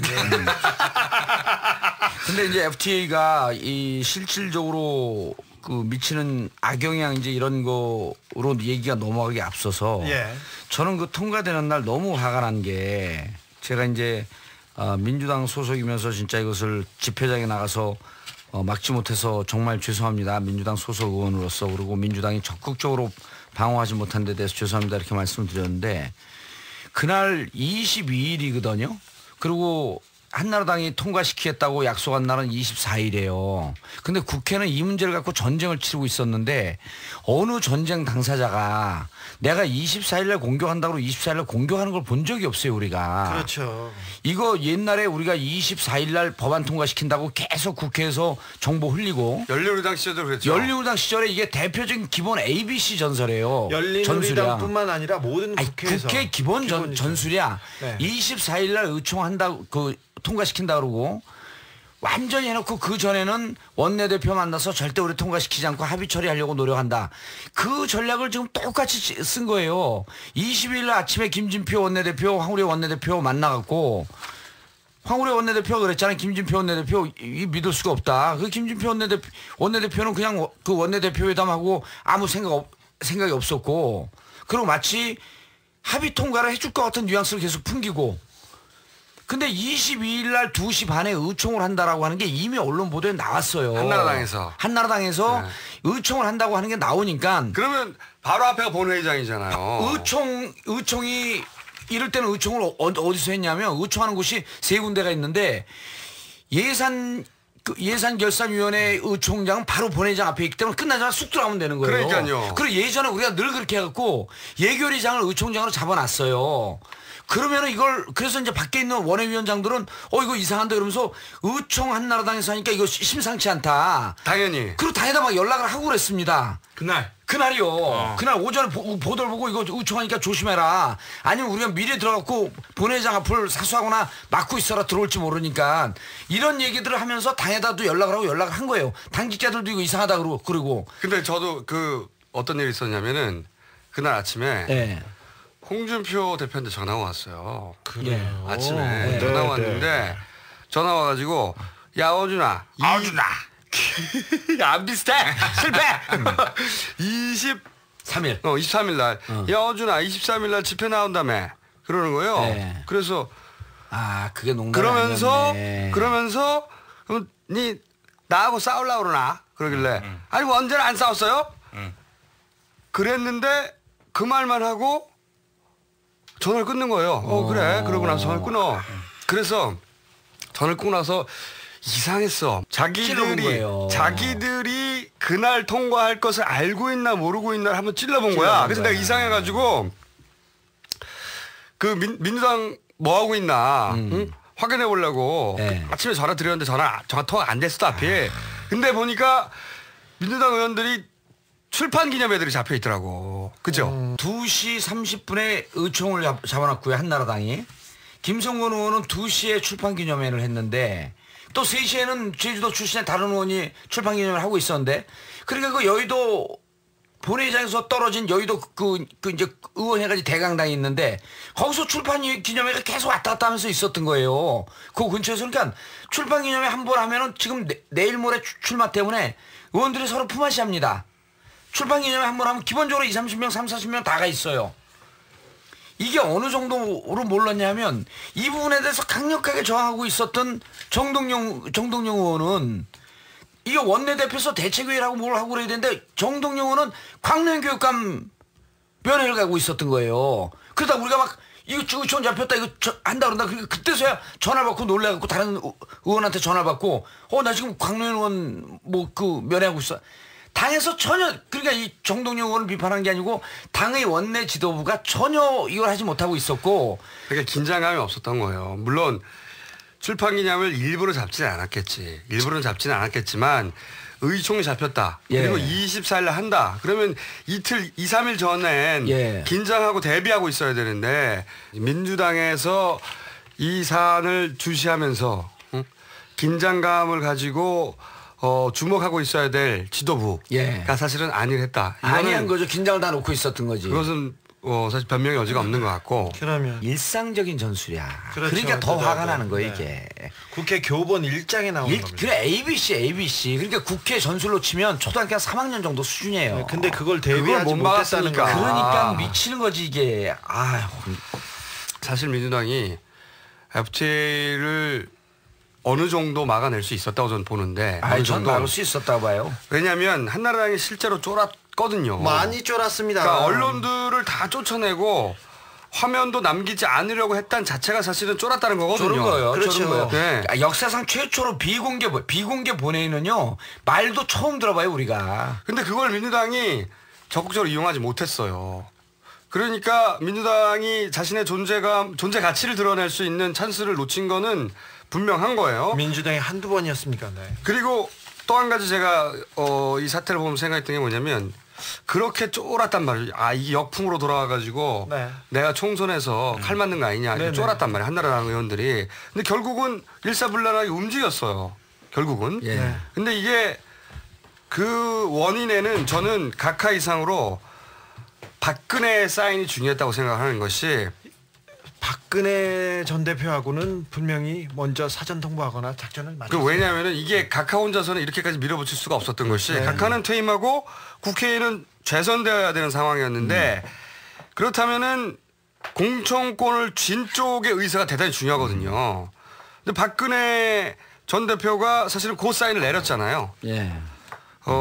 이 FTA 통과하는 데는 박근혜 전 대표의 시그널이 아주 중요했다. 혁혁한 공을 세웠습니다. 네. 그리고 이걸 가지고 키워드가 지금은 체류탄 좀 써먹고 초반에는. 네, 그렇죠. 체류탄으로 덮으려고 하죠. 네, 체류탄으로 써먹고 그 다음에는 이제 반미 키워드도 좀 나와요. 네. 지금. 네. 이게 전형적인데 FTA를 이렇게 몰고 가는 이유는 뭐냐? 그 뒤에 반미가 있다. 네. 이런 식으로 여론을 만들어내려고 하는 시도가 있어요. 네. 근데 ISD는 간단해요. 미국 정부가 우리 정부를 소송하는 게 아니에요. ISD는 미국 투자자가 우리 정부에게 소송을 걸 수 있게 해주는 거거든. 그렇죠. 미국 장사꾼이 미국이 아니야. 그렇죠. 그냥 장사꾼이야. 무슨 일개 장사꾼이 자기 장세가 방해된다고 우리 정보를 소송 거는 제도가 ISD라고. 네. 이걸 없애자는 건데 이게 무슨 반미야. 응? 우리 법보다 상위라지 않습니까? 그리고 여기에 걸려서 미국 장사꾼을 이긴 나라가 없다니까. 네, 이 네. 얘기를 하는데 이게 무슨 반미야. 응? 아니 그리고 그 통과된 날 바로 월스트리트 저널에서 그러잖아요. 대미 무역 구조가 흑자를 계속 유지하고 있었는데 네. 앞으로 대미 무역 흑자의 폭이 줄어들 것이다. 네. 100조 정도의 5년 이후에 100조 정도의 교육이 예상되지만 다른 언론도 아니고 월스트리트 저널에서 그렇게 보도한 거예요. 대미 무역 흑자가 이제 줄어들 것이다. 불리한 그런 협정을 맺고 국내법보다 우선되는 그런 조약을 통과시키고 네. 이걸 저항하는 거 어떻게 반미로 몰아가는 거예요? 자, 그러니까 걔네들한테는요 예. 머릿속에 헌법이 다른 게 있어요. 대한민국은 미주공화국인 거예요. 미주공화국이다. 걔네 미국의 머릿속에는. 56 몇 번째 주죠 그러면? 그래서 미국의, 네. 저희가 FTA에 관해서는 사실 이제 장기전에 들어간 거거든요. 네, 그래서 네. FTA로 누가 그렇죠. 직접적인 이득을 얻는가? 왜냐하면 네. 이게 통상조약이라고요. 그냥 국가 간의 통상조약이야. 그러면은 통상조약을 이렇게까지 무려 붙여야 될 이유가 없단 말이야. 자, 그렇죠. 각하 시점으로 한번 보시죠. 전지적 각하 시점이 필요하다. 네, 그러니까 네. 우리 각하께서는 우리 각하의 주머니에 직접 꽂히는 게 없으면 이렇게까지 달리시는 분이 아니다라고 하는 절대 그럴 분이 아니십니다. 전지적 각하 시점에 따라서 우리가 FTA로 누가 직접 간접 이득을 취하는지 앞으로 조금씩 따져가겠습니다. 계속해서 따져가겠습니다. 네. 그중에 살짝 맛배기로. 맛배기 좀 할까요? 네. 자, 태평양을 건너는 경제 고속도로가 깔렸다. 조중동에서 계속 얘기하고 있는데, 자, 업종별 기상도 이렇게 해서 어느 업종이, 어느 직업이, 어느 회사가 이렇게 득을 보나 이거 좀 따져봅시다. 조선중앙일보 6면입니다. FTA가 통과하고 차 부품 섬유업 대형 호재. 차 부품업? 네. 조선일보 차 부품업. 네, 가만 있자. 어느 회사에서 카시트 만들지? 잠깐만요. 자동차 이건 조선일보입니다. 자동차 업종별 기상도에서 자동차 맑음이에요. 자동차에서는 단기 현지 공장 부품 조달의 수혜, 단기 부품 조달입니다. 자동차 부품이 특히 수혜를 받는데 현지 진출한 우리 기업뿐만 아니라 미국 완성차 업체에 돈을 준답니다. 자동차 수출의 36%인 차 부품 미국 측 관세 즉시 사라진답니다. 자, 차 부품 하면 모비스, 위아, 뭐 만도 여러 가지 있는데 다스 있죠. 아, 다스. 한국 타이어 있습니다. 아, 효성, 아이고, 코롱. 자동차가 우리 한국 자동차가 크게 이익이 되지는 않습니다. 왜 그러냐면 우리나라 그 기아차나 현대차는 미국 엘라바마에 큰 이미 현지 공장을 가졌죠. 현지화되고 하고 있습니다. 반면 저기 미국에서 생산된 도요타 자동차 있지 않습니까? 일본 자동차들 바로 종전보다 3.7% 바로 떨어집니다. 이거 조선일보 기사인데요. 종전보다 180만 원 바로 싸집니다. 그리고 여러 가지 나오는데 주로 얘기 나오는데 FTA로 재벌은 웃고 서민은 웁니다. 일단 농산물은 한우, 감자, 뭐 모든 분야에서 타격을 입습니다. 식음료, 주류에서 타격 불가피합니다. 근데 주류 시장에서 포도주 관세가 즉시 철폐되고 양주는 5년, 맥주 수입 관세는 30년, 30%는 7년 후에 철폐됩니다. 그래서 영향이 엄청납니다. 반면 인삼음료, 인삼차 등은 대미 수출이 크게 증가할 것으로 예상된답니다. 자, 포도주, 양주 수입이요 1억 달러대입니다. 근데 인삼차는 우리가 얼마나 수출할까요? 100만 불 수출할까요? 넘어갑니다. 금융 분야에서도 한국은행, 보험사, 자산운용사 등은 금융회사를 설립과 소유고 완전 자유화되기 때문에 미국 업체의 한국 시장 진출이 확대될 전망이다. 잘 들어보십시오. 은행, 보험사, 자산운용사. 이거 누가 하던 말이죠. 금융회사 설립. 이거 어느 회사가 어느 재벌이 하던 얘기입니까? 삼성이 주장하던 말입니다. 삼성의 우리 카카의 사위가 중역을 맡고 있습니다. 그 다음에 하나만 더 카카 사위 누구요? 이상주 삼성화재 법무담당 상무에서 지금 삼성전자로 갔습니다. 해외 담당하는데 막강한 영향력이 청계재단. 그렇죠. 청계재단을 관리하시는 사위 한원하는 그 재산의 핵심 관리인이라고 지목받는 사람입니다. 의혹이 제기됐으나 입증되지 않은. 그렇죠. 추정되는. 자, 그리고 경제자유구역 내 영리병원이 보장됩니다. 일단 약값은요 복제약 판매가 어려워져서 지금 바로 몇천억 이상, 저기 조선일보 얘기로는 1,400억에서 4,900억 정도 매출 손실이 매년 봅니다. 근데 4,900억이면 왜 카피약을 못 만들어서 그렇고요. 그 다음에 이제 미국 시코처럼 그렇게 돼가고 있습니다. 영리병원 보장 어느 회사에서 계속 주장했습니까? 삼성입니다. 삼성입니다. 자, FTA는 의료 민영화의 또 다른 이름입니다. 약과 병원비, 진료비는 그냥 올라가고, 그러니까 서민의 호주머니는 금방 줄어드는 대신에 누군가가 돈을 번다는데, 자, 누구를 위해서 그랬을까요? 그래서 저희가 이 FTA로 과연 이득을 취하는 게 누군가. 사실은 FTA를 강하게 원하는 사람들은 FTA로 인해서 이득을 취하는 사람들이 원하게 되어 있는 거거든요. 네. 그래서 누가 이득을 취하는지 지금부터 계속해서 따져나가겠습니다. 이 사람들이 이득을 취하게 된다. 그리고 피해를 보는 사람들도 아주 구체적으로 좀 적실할 필요가 있어요. 그렇죠. 이 FTA는 이제는 장기전이기 때문에요. 그렇죠. 잊지 않는 게 중요한 것이고, 사실은 막 화내는 것보다 더 중요한 게 잊지 않는 겁니다. 그리고 꼼꼼하게 따져보는 건데, 저희가 약속한 대로 이제 노래를 만들어야 되겠어요. 근데 이게 낙선송이라고 부르는, 생각하시는 분도 있는데 낙선송 아니고요. 왜냐면 FTA 찬성하는 분들도 있어요. FTA 찬성송입니다. 그러니까 FTA를 찬성하는 분들은 그 노래를 듣고 즐겁다. 이 의원을 다시 뽑아줘야 되겠구나. 그렇죠. 이 의원 좋다. 그렇게 하는 거죠. 참고송이에요. 참고송. FTA 찬성송입니다. FTA 참고송. 그래서 저희가 노래 경연대회도 좀 하고 이름 외우기 경시대회도 좀 하고요. 그래서 이 각종 이벤트를 구상 중에 있어요. 노래도 발라드, 힙합, 클래식, 트로트, 통역. 이거는 다시 한번 말씀드리지만 낙선송이 아닙니다. 이것은 이런 분이 찬성하였구나. 그렇죠. 그럼 그분들은 다시 뽑아주고, 개인적으로 반대하는 사람들은 이 사람이 반대했구나. 그리고 기억해두고 기억해두고 참고성. 그렇죠. 기억만 해두는 거죠. 네. 기억만. 네. 기억성. 기억성. 야, 이 돼지 일어나! 또 좀 자게 돼. 돼지. 오늘 조현우 너무 달렸어. 정치 검사들을 부르르 떨다가 경찰로 너무 달렸어요. 오늘은 서울편.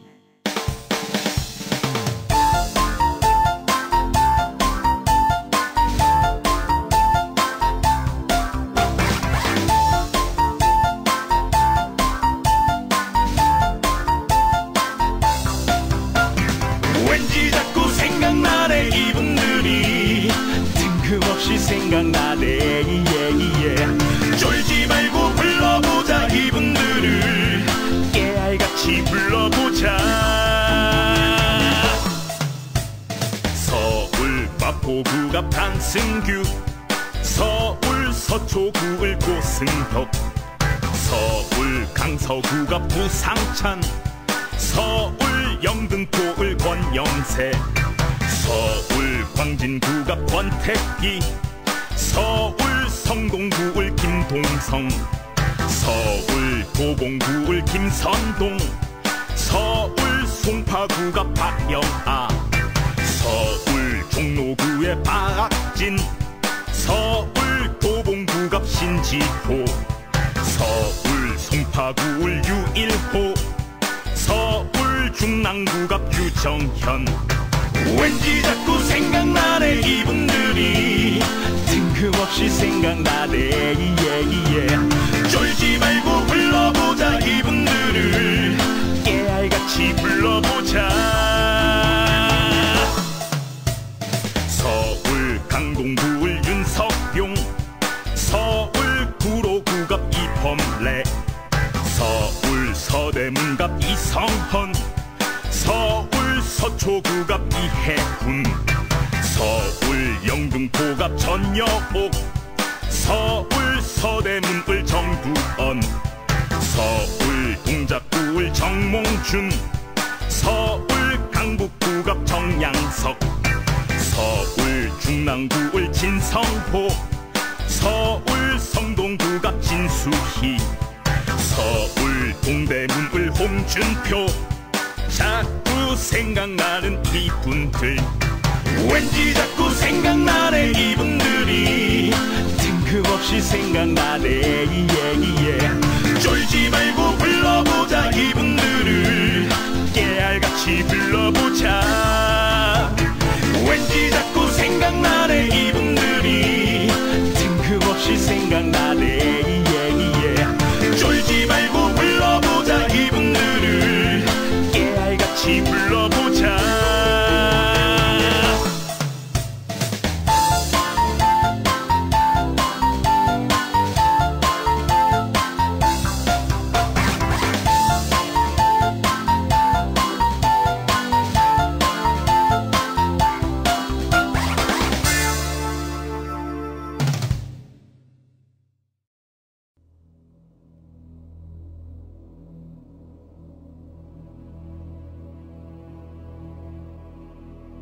나는 꼼수다가 제기한 의혹에 대해 중앙선거관리위원회의 입장을 들어봤습니다.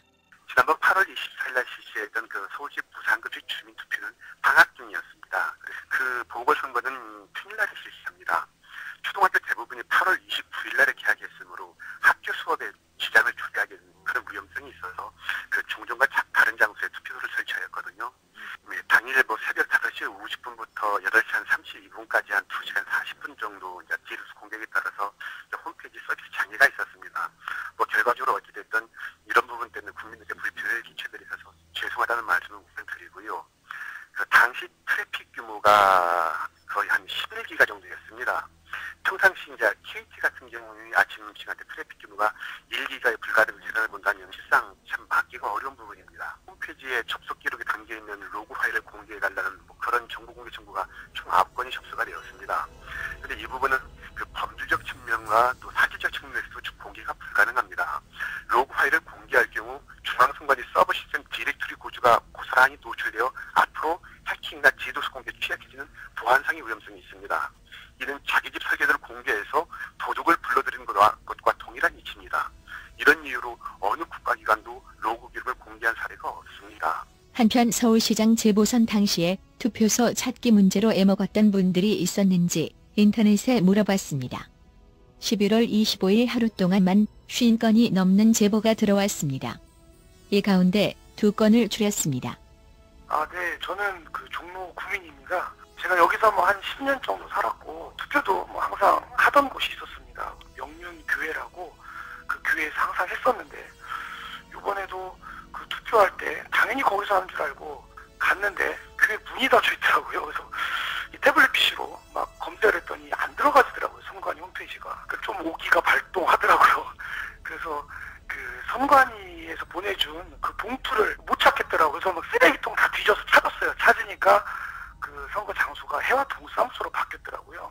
해와 동사무소가 리모델링 공사하냐고 또 문이 닫혀 있는 거예요. 와보니까 저처럼 그 젊은 사람들이 많이 그 앞에서 어정어정 하더라고요. 왜냐면 동사무소는 문이 닫혀 있고.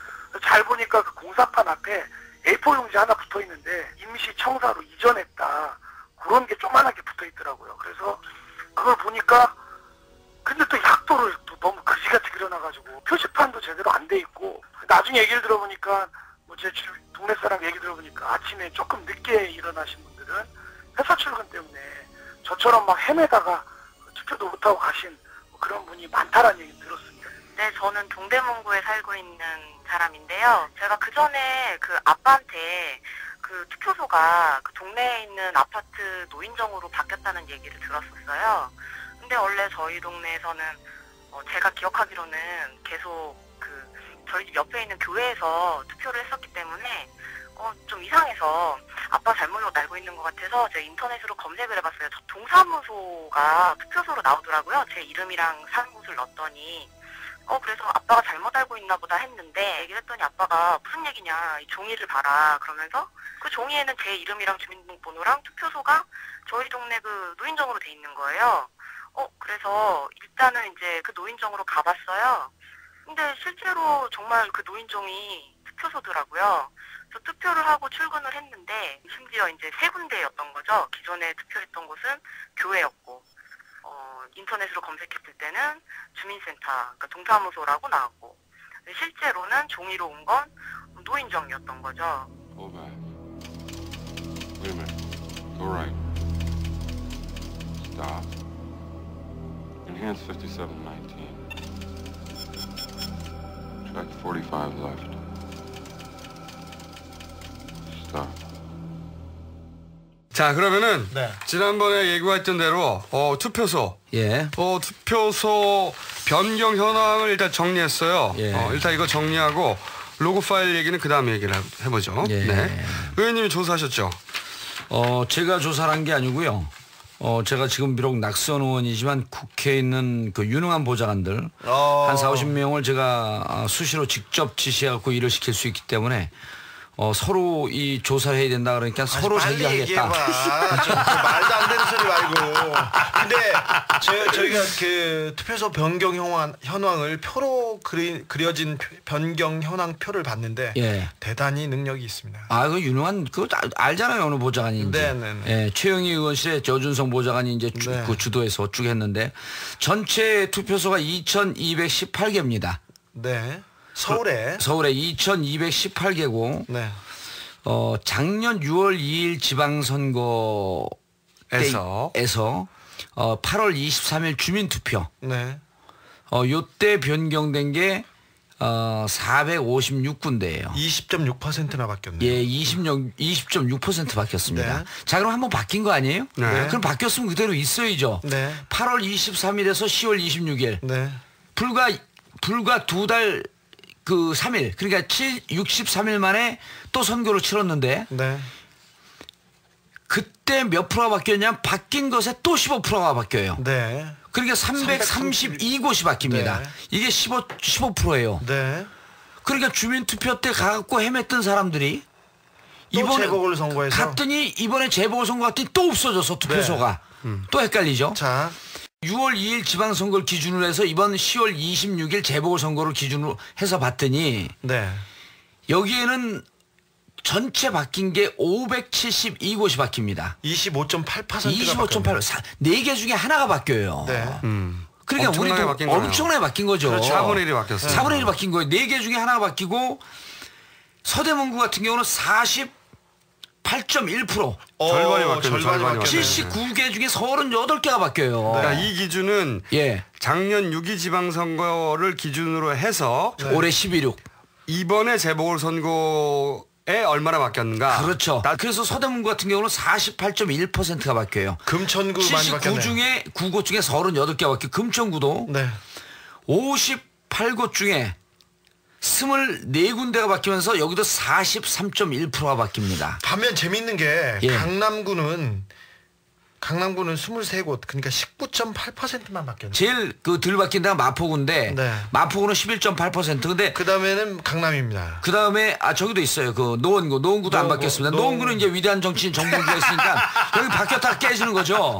예? 노원구는요. 이거 보세요. 이렇게 보시면 됩니다. 노원구는 18.5% 바뀌었어요. 네. 작년 지방선거 대비해서 이번 재보궐선거 보면 18.5%로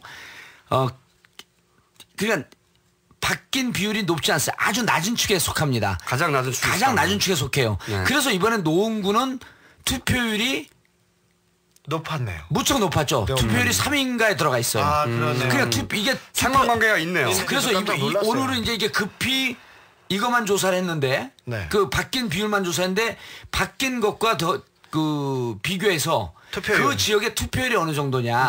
요 상관관계를 다음에 좀 조사를 그렇죠. 해야 되고 여기까지 나와야 되겠네요. 우리가 이걸 얘기를 하는 것은 이것과 관련된 왜 이 바뀌었냐.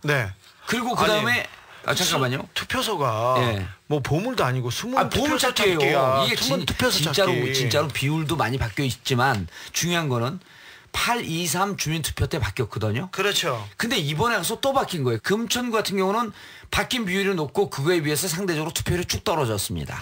아니 43%나 바뀌면 투표율에 영향 받지 않을 수가 없죠. 당연하죠. 당연하죠. 지금 10%대가 세 군데 있어요. 마포구하고 강남구하고 노원구가 10%대고 그리고 여기서 하나 더 따져야 될 것이 뭐냐면은 저희가 이제 물론 이게 어쩔 수 없이 바뀐 데도 있겠죠. 분명히 있을 텐데 지금 그건 구분이 안 가는 상황인데 저희가 이제 의욕으로 생각했던 것 중에 하나가 이렇게 너무 많이 바뀌게 되면 20, 30대 아침에 일찍 출근해야 되는 직장인들이 아니 그래서 이제 특징적으로 이런 걸 보면요. 30% 그렇죠. 비율이 넘게 바뀐 지역들이 있어요. 그렇죠. 그 지역들을 주목할 필요가 있습니다. 광진구거든요. 동대문구예요. 성북구예요. 그 다음에 동작구입니다. 이런 데가 야권 지지율이 높고 서민 직장인들이 많이 집중적으로 몰려 사는 데예요. 구로구도 있네. 서민층 구로구도 있나요? 구로구도 30% 넘네요. 구로구도 30% 넘어갔죠. 자, 이런 데들의 특징이 뭐냐면요. 서민 직장인들이 많이 몰려 있고 수도권하고 가깝기 때문에 20, 30대 직장인들이 집중적으로 몰려 있는 데입니다. 잘 아시지만 20, 30대 직장인들은 아침 출근 시간이 빠르단 말이에요. 그렇죠. 임원진도 아니고 이분들이 아침에 갔다가 투표소 못 찾으면 투표 못하고 그냥 가는 데예요. 그래서 저희가 이제 생각보다 많이 바뀌었을 수도 있다. 무척 많이 바뀐 거죠, 근데. 전수조사를 그때 안 한 상태인데. 그렇죠. 근데 지금 데이터를 보니 정말 많이 바뀌었네요. 그렇죠. 그리고 이 데이터는 제가 아니면 조사가 안 되거든요. 그리고 이것도. 이거 좀 조사했더니 한 달이 걸려서 한 달. 아니, 왜 그러냐면 나는 처음에 김총수가 얘기할 때 제가 이제 제가 이게 그 선이 굵으니까 이거 뭐 의미가 있겠냐. 선이 굵으니까. 이게 뭐 의미가 있겠냐 그러고 국회의원들 몇 명한테 얘기를 했어요. 뭐가 굵어? 선이 굵으니까 본인은 큰 사건만 생각한다. 그렇죠. 큰 사건 후쿠시마 원전이라든지 그다음에 지구온난화라든지 지구온난화라든지 기후협약이라든지 그다음에 더 나가서 스포츠계에 있어서 월드컵이 어떻게 될 것이라든지 제가 똥이 굵은 게 아니고 똥이? 에휴 그것도 농담이라고 저렴해 죽겠어. 아니 근데 그래서 국회의원들 몇몇 분들한테 해갖고 요거를 김총수가 나한테 얘기하듯이 던졌어요. 그랬더니 그중에 한 의원이 이거 심각한 사건이네. 그럼요. 연결된다면. 이거 심각한 사건이네. 그러면서 이거 자료를 받아봐야겠네. 그게 이제 전예수 의원이 받은 거예요. 그래서 자료를. 그래갖고 이걸 조사시켰는데 나 이거 받아보고 깜짝 놀란 거야. 의미 있는 수치가 나왔습니다. 자, 그 다음에 넘어갑니다. 자, 그 다음에 의미 있는 수치가 나왔는데 물론 바꿀 수밖에 없어서 바꾼 불가피한 지역도 있을 텐데. 좀 더 그런데 지금 구분을 안 가지만 수치는 상당히 높고 그리고 투표율과 상관관계가 좀 보였어요.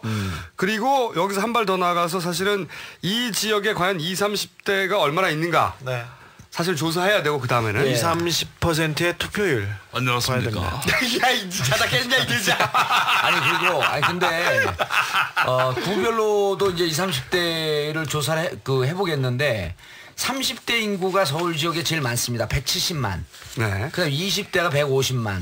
40대가 역시 마찬가지로 150만 정도 되고요. 그러니까 20, 40대를 섞게 되면 약 한 470만쯤 됩니다. 네. 반수가 훨씬 넘어가는 거죠. 그렇죠. 근데 그분들 다 직장인들이고 그 20, 30대 직장인이 많죠. 그리고 아침에 일찍 출근할 수밖에 없는 이런 절박한 시간적 압박을 받는 사람들이거든. 이것이 우연인지 아닌지. 우연인지 그건 이제 다음에 투표율까지 조사하고 그 다음에 김총수가 조사하려고 했던 로그 파일. 그렇죠. 자, 이제 이것과 이것에 이제 상관관계가 있을 거라 우리가 추정했었던 것인데 하나씩 사실과 거의 비근하게 접근하고 있습니다. 자, 의원님은 좋아하는 대로 네. 한 발 더 나아가봐. 그리고 로그 파일 어디까지 왔어요? 한 발 더 나간 건데 이게 다. 아니 그러니까 다음 주에 또 더 나갑시다. 아니, 더 나갈 수밖에 없어요. 이게 왜냐하면 이게 부지런하게 열심히 일을 하기 때문에 계속 난 발 나갈 수밖에 없어요. 그래서 오죽하면 달려라 정봉주가 내일 발간된 거 아니에요? 모든 마무리는 깔때기로 통한다. 오늘 근데 그놈한 자리에서 언론도 상 받을 때 깔때기 던졌더니 처음에 노려보더라고. 저는 천박하고 경박스러운 새끼 어떻게 수상소감을 다 하지? 근데 좀 지나니까 막 웃기 시작하는데 그래서 내가 오늘 철학적 이 화두를 얻은 거예요. 인간은 본연이 즐겁고 경박하기를 원하는구나. 이 근엄한 것은 다 위선이구나. 시끄럽고요. 자, 로그 파일 어떻게 됐습니까? 로그 파일 아직도 공개를 안 하고 있어요. 네. 그거 그냥 공개하면 되는데. 그래서 그거 제가 먼저 설명한 다음에 김성수님이 하세요. 그래서 그거를 로그 파일을 내놓으라 그랬어요. 내놓으라 그랬더니 국정원에 가 있다 그랬거든요. 네. 그래서 다시 왜 국정원에 가요? 그건 국정원에 갖고 있다 그래서 그건 말이 안 아니 된다서 로그 파일은 서버에 있어야지. 예, 그 뭐 서버를 뭐 국정원에서 관리하는 그래서 요걸 또 이제 치밀하게 물고 늘어지는 독사 같은 보좌관한테 또 시켰어요. 이거 빼내라. 그래갖고 요거는 로그 파일을 받는 거는 이번 주 힘들고 다음 주 초까지는 받을 수 있을 것 같아요. 안 줘요. 그런데 제가 여기서 다시 한번 추정 소설 한번 써봅니다. 네. 근데 이상하게 김총수가 쓴 소설은 현실로 입증된 경우가 많더라고. 아주 대단한 능력이에요, 그게. 그런 경우가 많이 있었죠. 오세훈 우리 절친부터. 많이 아니었어요. 근데 나는 다 적중되기 때문에 사람들이 관심도 안 갖고 김총수도 이제 적중률이 높아지기 시작하는 거야 이게. 무슨 이게 동반 깔때기. 동반 깔때기. 동시 패션 깔때기 하나 나왔어. 동시. 근데 이런 추정을 해봅니다. 로그 파일을 주느냐 안 주느냐를 가지고 고민을 많이 하고 있을 거예요. 예. 사실 우리가 여러 가지 가능성을 얘기했는데 자료 달라는 게 무슨 연락이나 이렇게 온 건 없습니다. 물론 안 준다는 얘기겠죠. 줄 수 없다는 얘기가. 연락 온 것은 김총수가 언론사 사주이긴 하지만 국회의원이 아니니까 안 주는구나 그런 거다. 공개 요청했는데 우리만 공개 요청한 게 아니에요. 사실 꽤 많은 곳에서 이 방송을 듣고 공개 요청이 들어갔어요. 그래요? 네. 뭐 7-8군데가 들어간 걸로 알고 있어요. 근데 물론 다 거절했는데 어떤 추정을 한번 해보냐면 공개하지 않을 것이다는 가능성 하나하고 공개할 것이다는 가능성 두 가지를 생각해 봅니다. 근데 공개를 만약에 하잖아요. 예. 하면은 이런 로그 파일이 올 수도 있어요. 뭐냐면 우리한테 지금 원본이 없잖아요. 예. 원본이 없으니까 만약에 문제가 있었다고 치면 문제가 없었다면 당연히 공개했었어야 하는 건데 문제가 있다고 지금 계속 추정하고 있잖아요. 만약에 그럴 리가 없길 바라지만 문제가 있었다고 치면 로그 파일에 이런 식의 작업이 있을 수도 있다라는 추정을 하는 게 뭐냐면 디도스라고 계속 얘기하고 있거든요. 그리고 디도스라는 얘기를 이미 한번 했기 때문에 디도스라고 하는 얘기는 엄청나게 많은 접속이 있었다는 거거든요. 순간적으로. 좀비 PC를 이용해서. 그러면은 접속했던 IP들이 있어야 돼요. 추정을 되는 거 아니에요? 그렇죠. 로그 파일에 IP를 삽입하는 작업을 했을 수도 있어요. 만약에 조작을 했다. 만약에 그럴 리는 없지만 그럴 리는 없겠지만 만약에 누군가 작업을 한다면 그런 식의 작업을 할 수도 있거든요. 그런데 그런 작업은 사실은 밝혀낼 수 있습니다. 그게 진짜인지 가짜인지. 그렇기 때문에 어떤 작업을 해도 원본 파일이 없어도 그 로그 파일이 작업이 됐냐 안 됐냐를 따져낼 수 있거든요, 전문가들은. 네. 그래서 지금 못 내놓고 있는 거예요, 사실은. 요거 라고 추정합니다. 예, 요 지점을 한번 생각해 보세요. 이제 그 김종수가 여기 이제 이쪽 그 특히 IT 쪽의 전문가니까 우리 전문가들하고 대화하는 거 좋아합니다. 누구요? 느닷없이 들이대니까 다 멈췄어. 근데 이렇게 될 수 있어요. 뭐냐면 이 수능 자료 공개 때를 한번 그 상기해 보면 국가 정보는 원자료 공개하지 않을 법적 근거가 늘 있어요. 네, 그렇습니다. 이렇게 할 수가 있습니다. 정보 공개를 원자료를 러데이터로 완전히 공개를 못 합니다. 여러 가지 문제점을 이렇게 저렇게 들을 수 있어요. 예를 들어서 스트럭처가 공개된다든지. 그렇죠. 이제 뭐 그런 이유가 되겠죠. 그러면서 뭐라고 하냐면 원자료 말고 충분히 이 원자료를 추정할 수 있는 1차 가공된 자료를 저희가 정리해서 공개하겠습니다. 네. 하면 뭐냐면 1차 가공된 자료라고 하는 것은 원자료에서 중요한 로그 파일을 가리고 요 정도까지는 공개할 수 있다라고 하면서 1차 가공하면서 실제로 손을 보거나 장난을 칠 수 있는 이런 가능성은 있는 거예요. 그러니까 제가 보기엔 원자료 공개는 1차 가공을 해서 줄 가능성이 있습니다. 그럼 이제 우리는 원자료 공개를 할 수 있는 법적 근거를 찾아 공개를 하라 그래야죠. 저희가 원자료는 공개 안 할 거예요. 안 할 거예요. 하려고 그랬으면 벌써 했죠. 그렇죠. 저희가 지금 의혹을 제기하는 게 다른 그 의혹 사안보다 훨씬 더 중요합니다. 선거는 민주주의하고 국가를 지키는 근간입니다. 근간을 흔드는 일을 했다고. 의미 있는 얘기 그만해 이제. 했다고 우리가 얘기를 하고 있는 겁니다. 의미 있는 얘기 자기만 해야 되거든. 자, 근데 만약에 이게 의혹이 근거가 없다면 이 사건에 대해서 고발을 하거나 잡아가거나 하시고 아니면 공개를 하세요. 공개하면 돼요. 그냥 간단하게. 나도 그래. 내가 공개를 하는 것처럼 공개를 해. 근데 만약에 일반 기자들을 상대로 했다면 일부를 공개했을지도 몰라요. 그런데 일부를 공개해가지고 예를 들어서 아까 말한 대로 IP를 삽입한다든가 그렇지. 로그에 그 정도로는 통하지 않을 상대란 말이에요 우리가. 그렇기 때문에 공개를 못 하고 있는 거예요 지금. 그럼. 선거 끝난 지가 언제인데 아직도 안 나와. 이걸 너무 우리가 오랫동안 얘기를 끌어갖고 이걸 지금 공개하고 선거 투표소 바뀌었다라고 하는 의미를 중간에 김종수가 다시 한번 좀 정리를 해줘요. 투표소를 너무 많이 바꿨고 바꿔야 할 투표소 이상을 바꾼 게 아니냐 하는 의혹과 그리고 그렇게 투표소가 바뀌면 아침에 빨리 출근해야 되는 직장인들이 당연히 선관위에 접속해서 거기서 위치를 파악하고 자기가 투표할 장소를 파악해야 되는데 하필이면 6시부터 8시 반까지 출근 시간대에 서버가 죽었다. 그러니까 서버가 죽었다는 게 아니라 정확하게 말하면 자기 주소를 확인할 수 있는 DB와의 연결이 끊어졌다. 그것이 어쩔 수 없는 사고였냐 아니면 누군가의 의도적인 조작이었냐.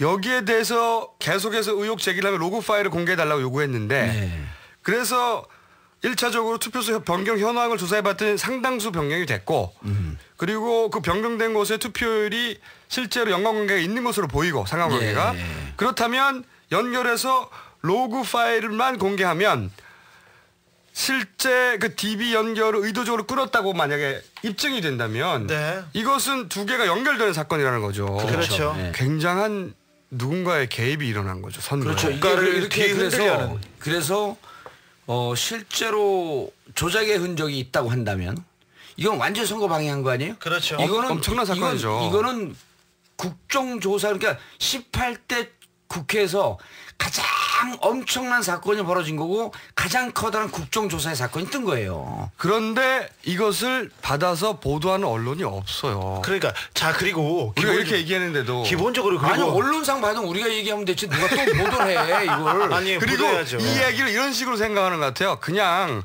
조금 바뀌고 서버가 다운된 정도인데 상관관계가 없는데 또 괴담을 만들어내는 거 아닌가 하고 생각하는 거죠 지금. 그러니까 나도 그 정도로 생각했으니까. 봐봐. 선관위가 어떤 조직이냐면요. 손가락질하다 못했고 이제 장풍을 좀 들어봐. 근데 선관위가 어떤 조직이냐면 언론사에 특히 비판적인 언론사가 무슨 말 한마디만 하지 않습니까? 공보관이나 공보과에서 전화해가지고 문제가 있다고 주의나 경고를 내립니다. 그리고 박원순 시장이 그 후보 시절에 어디 가고 티타임하고 이렇게 얘기했을 때 선관위 직원들이 와가지고 이거 선거법 위반이다 계속 그렇죠. 했습니다. 선거법 위반의 소지가 있다. 이 저희가 말하는 거는 구조적인 진짜 틀을 흔드는 그런 중대한 일입니다. 그러니까 실제 선관위 전체가 이런 일에 동원되거나 개입됐을 리는 없죠. 당연히 그렇게는 생각하지 않아요. 저희도.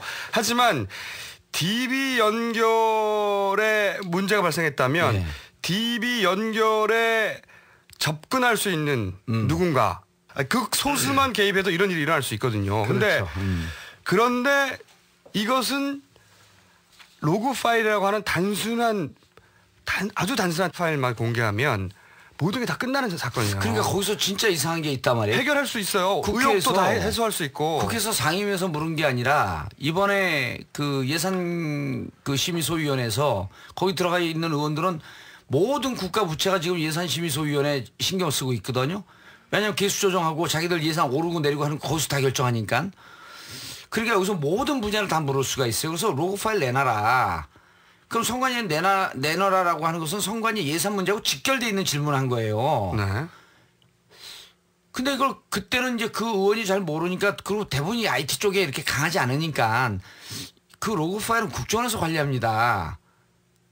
요게 그 속기록에 나와 있다는 거예요. 그래서 무심코 그냥 넘어갔는데 보니까 그 서버인데 어떻게 그것을 선관위에 이것을 보안을 담당하고 할 부서가 있을 터인데 당연히 있죠. 국정원에서 관리라. 국정원에서 관리하기 때문에 못 준다 이렇게 답변했다는 거예요. 그래서 그걸 다음 주에는 요 그 투표율하고도 연관시켜보고 국정원이 선관위 로그 파일을 관리해야 할 이유가 없는 없어요. 거죠. 자 그러면 그래서 그게 실질적으로 속기록이 어떻게 남아있는지 확인해보고 다음 주까지 이거 좀 정리를 좀 해갖고 다음 와야 주에 될 것 또 같아요. 한 발 더 나아가시죠. 원래 제가 촉이 빨랐고 그런 거 빨리 오는데 여기 IT 쪽하고 관련되니까 제가 조금 천천히 생각했거든요. 근데 지금 좋아요. 로그 파일 문제는 저희가 미국 가기 전에 미국 가기 전에 아니 미국 가기 전에 까면은 다 나한테만 조사가 들어올 거 아니야. 난 못 가는데 내 여권 어떻게 됐어? 여권 야권이라면 당신은 여권 아니 그러니까 진짜 우리 그 팬카페 갔더니 의원님이 여권을 못 받는 건 정권 교체 아니 둘이 조용히 해. 정권 교체의 필요성을 더욱 느끼게 만든다. 왜? 야권이니까 여권 안 주는 거 아니냐. 우리가 정권을 교체해서 여권이 돼야 되겠다. 그래야지 여권 줄 거 아니냐. 알겠습니다. 여권 주세요. 이거 편집하지 말고 그대로 나가세요. 아 여권 좀 주세요. 아니 여권 주세요. 아니 지금 시대가 어느 시대인데. 제 얘기 터졌죠. 빵 터졌지. 뭘 터져. 터졌대. 근데 여권은 주세요. 가셔야죠. 그럼 쪽팔리게 그리고 FTA 얘기 하나 더 해야 되겠다. 이 FTA의 맨 마지막 페이지에 보면 한쪽에서 일국의 일방의 대통령이 그거 확인해봤어요? 아니 그런 문구가 있긴 있어요. 문구가 있어. 일방의 대통령이 이제 이 협정을 파기할 수 있다라고 하는 조항이 있는데 그 조항 자체는 존재해요. 존재하죠. 그런데 이제 전문가들하고 얘기를 좀 해봤더니 그렇다는 얘기는 사실은 양국의 경제 관계의 파국을 감수해야 되는 것이다. 아 파국까지요? 파국이죠. 왜냐하면 경제 보복이 들어올 테니까.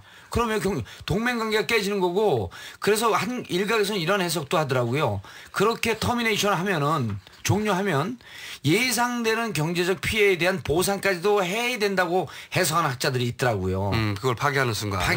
그래서 그러니까 미국 일정 기간 동안 예를 들어서 미국 업체가 혹은 미국 투자자가 국내에 투자했다가 그래서 그 향후에 몇 개월 동안 입어야 될 피해 보상 몇 개월 이상이겠죠. 그렇죠. 몇 개월 이상 그거에 대한 보상을 하면서 터미네이션 해야 된다라고 주장하는 학자들도 있는데 이러한 조항을 실질적으로 어디에도 적용해 본 바가 없기 때문에 이거에 대한 충격파를 아무도 잘 모른다 그러더라고요. 그러니까요. 사실은 이것을 우리가 멈출 수 있는지 없는지조차 모른 채 통과시켜 버렸어요. 그러므로 국가 간 외교 관계가 외교 통상 관계가 완전히 깨진다는 거 아니에요. 미국하고는 또 안보 문제도 연결됐기 때문에 틀림없이 안보 문제를 걸고 나올 것이다. 못 견뎌내죠. 그러니까 이것은 사실 1차적으로는 이 FTA에 대해서 재협상할 만한 의회 권력을 선출해야 되고 총선 때 그리고 대선 때 정권 교체를 한 다음에 사실은 정권 교체를 하고 전면적으로 그렇죠. 전면적으로 사실은 이 문제 제기를 하고 나가야 돼. 그래야 어느 정도 효과가 있을까 말까 한 이 FTA에 대한 재협상이 그래서 그런 상황에 와 있어요. 그래서 정권 교체도 그냥 교체하는 게 아니라 투사형 인물로 정권 교체가 될 필요가 있겠다. 저는 아무것도 할 때가 안 됐어요. 이 대목에서는. 주진우 어딜 노려봐 이씨.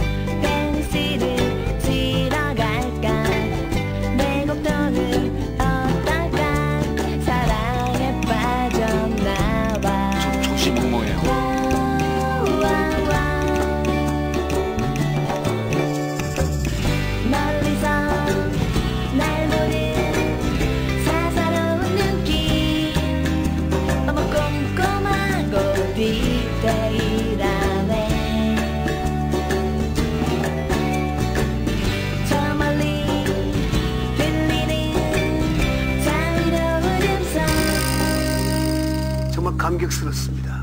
아메리카에 울려 퍼지네.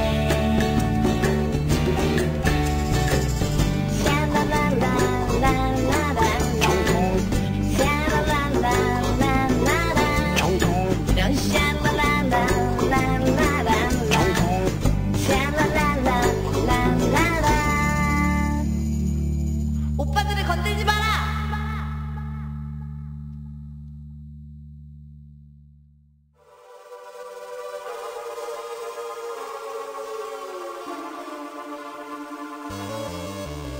하나금융 측과 지난 7월 계약한 대로 매각이 이뤄지면 론스타는 2003년 외환은행 인수 이후 8년 만에 배당을 포함해 모두 5조 원의 차익을 챙길 수 있게 됐습니다. 론스타에 아무 불이익 없이 막대한 차익을 누리게 해준 금융위에 대한 비판이 쏟아지고 있습니다. 하지만 금융위는 불이익을 줄 수 있는 법적 근거가 없다고 밝혔습니다. 이석준 금융위원회 상임위원. 여기 우리 은행법상의 어떤 제도의 취지에 부합하지 않는다는 것이 저희가 들은 법률 전문가들의 의견입니다. 론스타는 외환은행 초과지분 강제 매각 결정으로 하나금융지주와 협상을 시작하게 됐습니다. 전성인 홍익대 경제학과 교수. 아무 문제가 없는 그런 사람으로 당국이 포장을 해줬다. 그러니까 마치 겉으로는 뺨을 때리는 듯한 신용을 했지만 갈 길에 진달래꽃을 뿌려준. 김유정 민주당 의원. 조건 없는 단순 매각 명령은 론스타가 엄청난 특혜를 받고 한국을 탈출하도록 도와주고 방조하는 결과로 결코 좌시할 수 없는 행태입니다.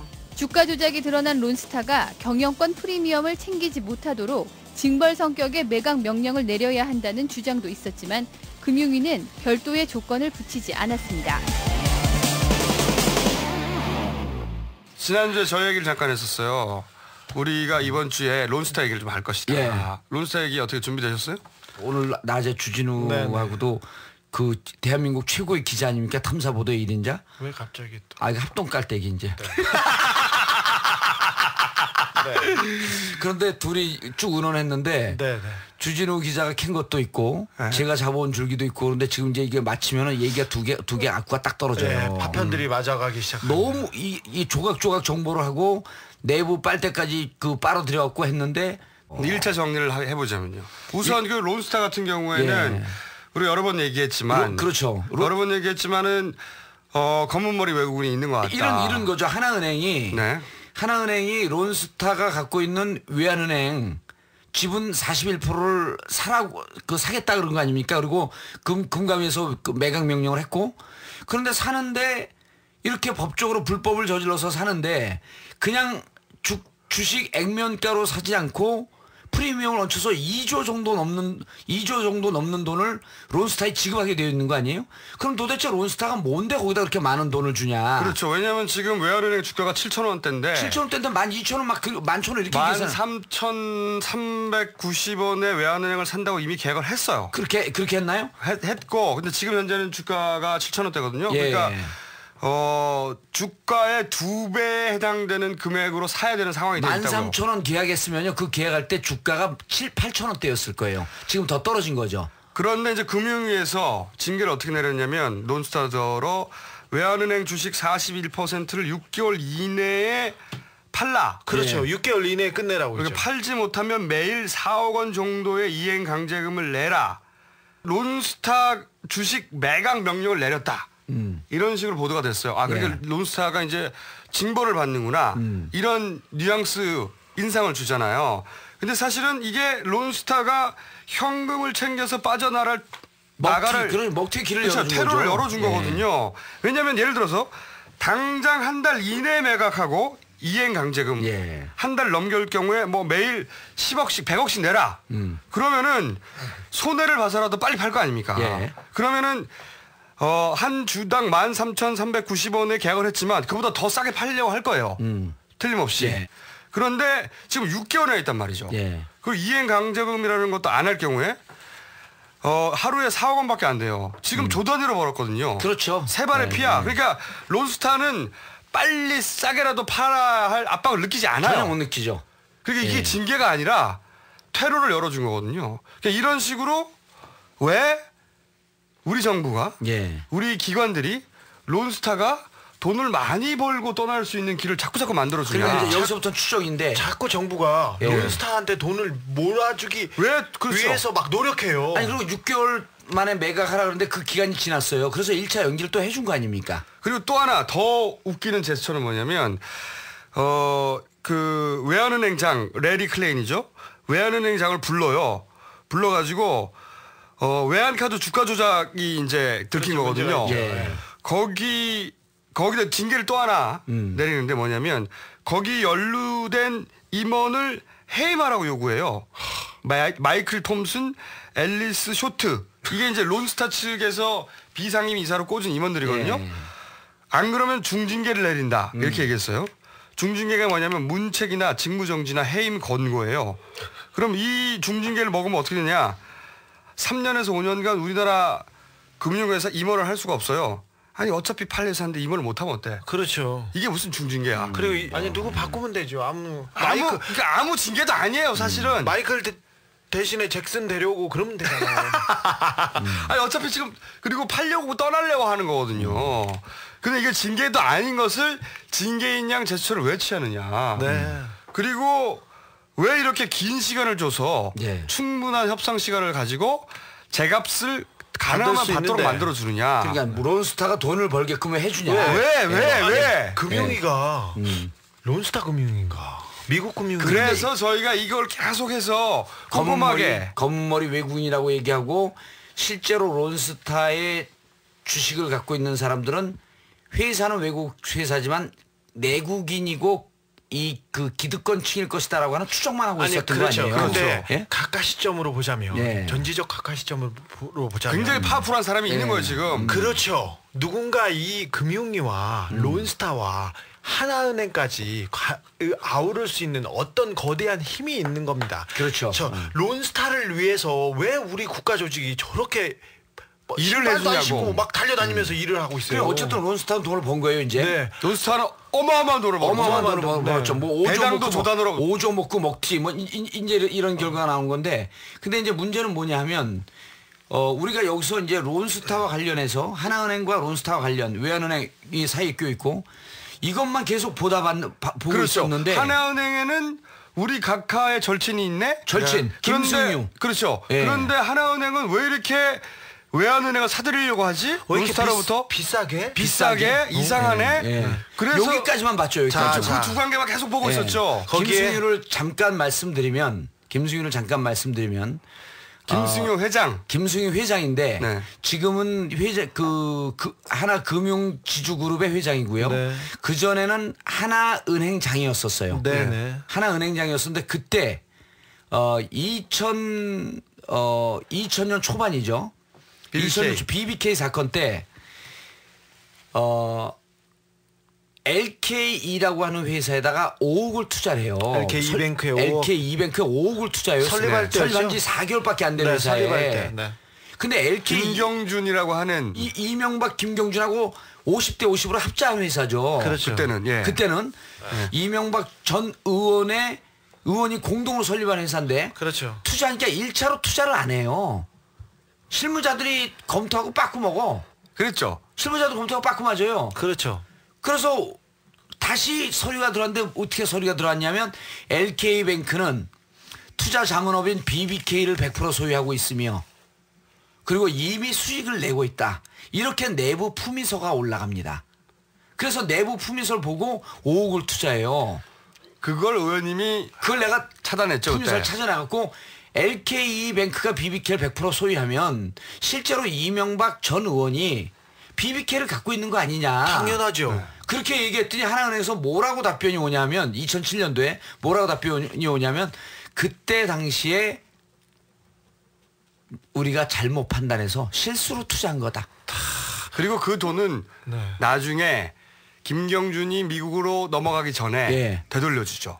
되돌려주죠. 근데 그냥 단순히 되돌려주는 게 아니라 하나은행이 투자하는데 풋 옵션 계약서라고 하는 걸 이명박 대통령 카카와 계약을 맺습니다. 뭐냐면 5억을 날리면 이명박 전 의원이 갚아주는 거죠. 갚아주는 거예요. 이명박 개인이 자연인이 갚아주는 거예요. 이 풋옵션 계약서까지 맺어요. 보증을 쓰는 거죠. 보증을 쓰는 거죠. 한마디로. 그래서 그러면은 실질적으로 BBK는 카카가 소유한 거 아니냐. 제가 문제 제기를 한 거예요. 당시 했었죠. 당시 했죠. 또 이제 울부짖죠. 울부짖는 초인종 왔어. 빨리 하라는 거야 이제. 알았어. 그래서 김숙이는 그런 사람이에요. 그러니까 이명박 대통령 카카와 고대 동기 동창이고 30년 40년 지기 절친 아니에요. 네네. 그런 사람이 지금 하나은행 금융주주 그룹의 회장으로 있으면서 하나. 예. 그런데 그 하나 금융이 론스타가 소유하고 있던 외환은행을 살려고 하고 있고 주가의 2배까지로도 살려고 했었다. 하고 있다. 단계가 론스타하고 그런데 거기에 또 여기서 계속 우리가 이것만 보고 있었죠. 이것만 보고 있었는데 그보다 더 큰 그림이 슬그머니 이 과정에 SK가 끼어듭니다. 그렇죠. 그러면 이 사건에 SK가 어느 한 축으로 연관이 있을 것도 같다고 하는 어떤 단서를 찾으신 거 아니에요, 그죠? 그렇죠. 그러니까 이제까지 우리가 그 론스타 관련해서 뭐만 봤냐면 두 관계만 봤죠. 하나은행이 론스타가 소유하고 있는 외환은행 지분을 사들인다. 이게 액면가 그대로 나온 거 아니에요. 그렇죠. 근데 이렇게 비싸게 사냐? 그거에 대한 의혹을 계속 갖고 있었던 거거든요. 그렇죠. 그런데 하나은행이 외환은행을 사기 위해서 자금이 필요했을 거 아닙니까? 그렇겠죠. 그리고 이 자금을 모집하는 과정에서 SK가 끼어들어간 흔적을 찾았어요? 아니요, 찾을 수도 있을지도 모른다는 짐작을 하고 계신 겁니까? 내 얘기는 새겨 들으세요. 자.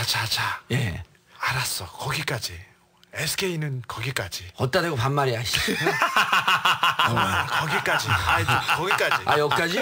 아니, 근데 SK와 관련해서 최근에 보도된 것만 보도된 것만 얘기를 해보자면 검찰에서 그렇죠. 엄청나게 털렸죠. 수사를 받고 있고 그리고 SK의 이미 2003년인가 2004년도에 최태원 회장이 그 법정 구속된 거 기억하세요? 기억하죠. 이번에 검찰이 지금 치고 있거든요. 검찰이 쳤고 이번에도 횡령이라든지 무슨 그 주가 조작이라든지 이런 등등으로 법적으로 문제가 생겨갖고 만약에 제2차 구속이 된다고 한다면 혹은 구속되지 않더라도 상당히 심각한 도덕적 경영자로서의 훼손이 자 여기까지. 자 저기까지. 우리 너무 많이 나가면 안 돼. 보도된 것까지만 얘기를 하자면 SK 회장 형제가 사실은 최재원. 네, 형제가 몇천억 대의 투자 손실을 최근에 입었다. 선물 투자를 했다고 하죠. 그 보도가 나왔어요? 네, 점쟁이한테. 그게 왜 우리 신문에는 안 나 신문을 들어봤지? 많이 나왔어요. 선물 투자해갖고 그건 보도가 됐어요. 네, 수천억 대 손실을 봤어요. 이게 재밌는 게 한번 어떤 일이 있었냐면 조선일보에서 그런 기사를 냈었어요. 뭐냐면은 SK 선물투자 그 사건의 내막 이런 기사가 나온 적이 있어요. 아, 그거 한번 찾아봐야겠네 제가. 그 기사가 나왔는데 이게 굉장히 재밌는 게 조선닷컴에서 이 기사가 나오자마자 전문이 삭제됐어요. 네. 곧장. 맞습니다. 이게 굉장히 재밌는 사건인데. 글쎄요, 그 자료? 네. 인터넷 지면 보기 서비스가 있습니다. 조선일보에서는 PDF 일종의 보관용으로. 그런데 예를 들어서 그 재벌이 항의를 하면 기사를 빼는 경우가 있어요. 분명히. 기사를 빼는 경우 오보이거나 항의가 크게 들어오면 인터넷 기사를 내리는 경우가 있거든요. 그런데 조선일보에서 PDF를 삭제하진 않아요. 왜냐하면 조선일보의 제가 아는 보도 원칙으로는 오보를 하더라도 기록으로서 PDF는 남겨둡니다. 그런데 그쪽은 오보가 나더라도 오보가 아니라고 계속 주장해요. 그런데 어우, 재밌어요. 이게 재밌어요. PDF는 사실은 PDF라는 건 그 자체로 기록물로 남기려고 하는 거거든요. 신문 나온 걸 그냥 찍어서 올려놓은 그대로. 거죠. 그것도 없앴어요? 그런데 그 PDF에서 그 기사가 통째로 빠져요. 그리고 그것을 전면 광고로 채운다고요. 이것은 내가 알기로는 조선일보의 기자들도 이해할 수 없는 일이라고 해요. 저 처음 들어보는 건데요. 제목이 뭐예요? 기사 제목. 아까 그 말씀드린 대로 SK의 선물 투자 그 사건의 내막 어쨌든 삭제됐어요. 여기는 팩트에 삭제됐다는 것은 중앙일보에서도 유사한 기사가 나왔는데 그 기사도 삭제됐습니다.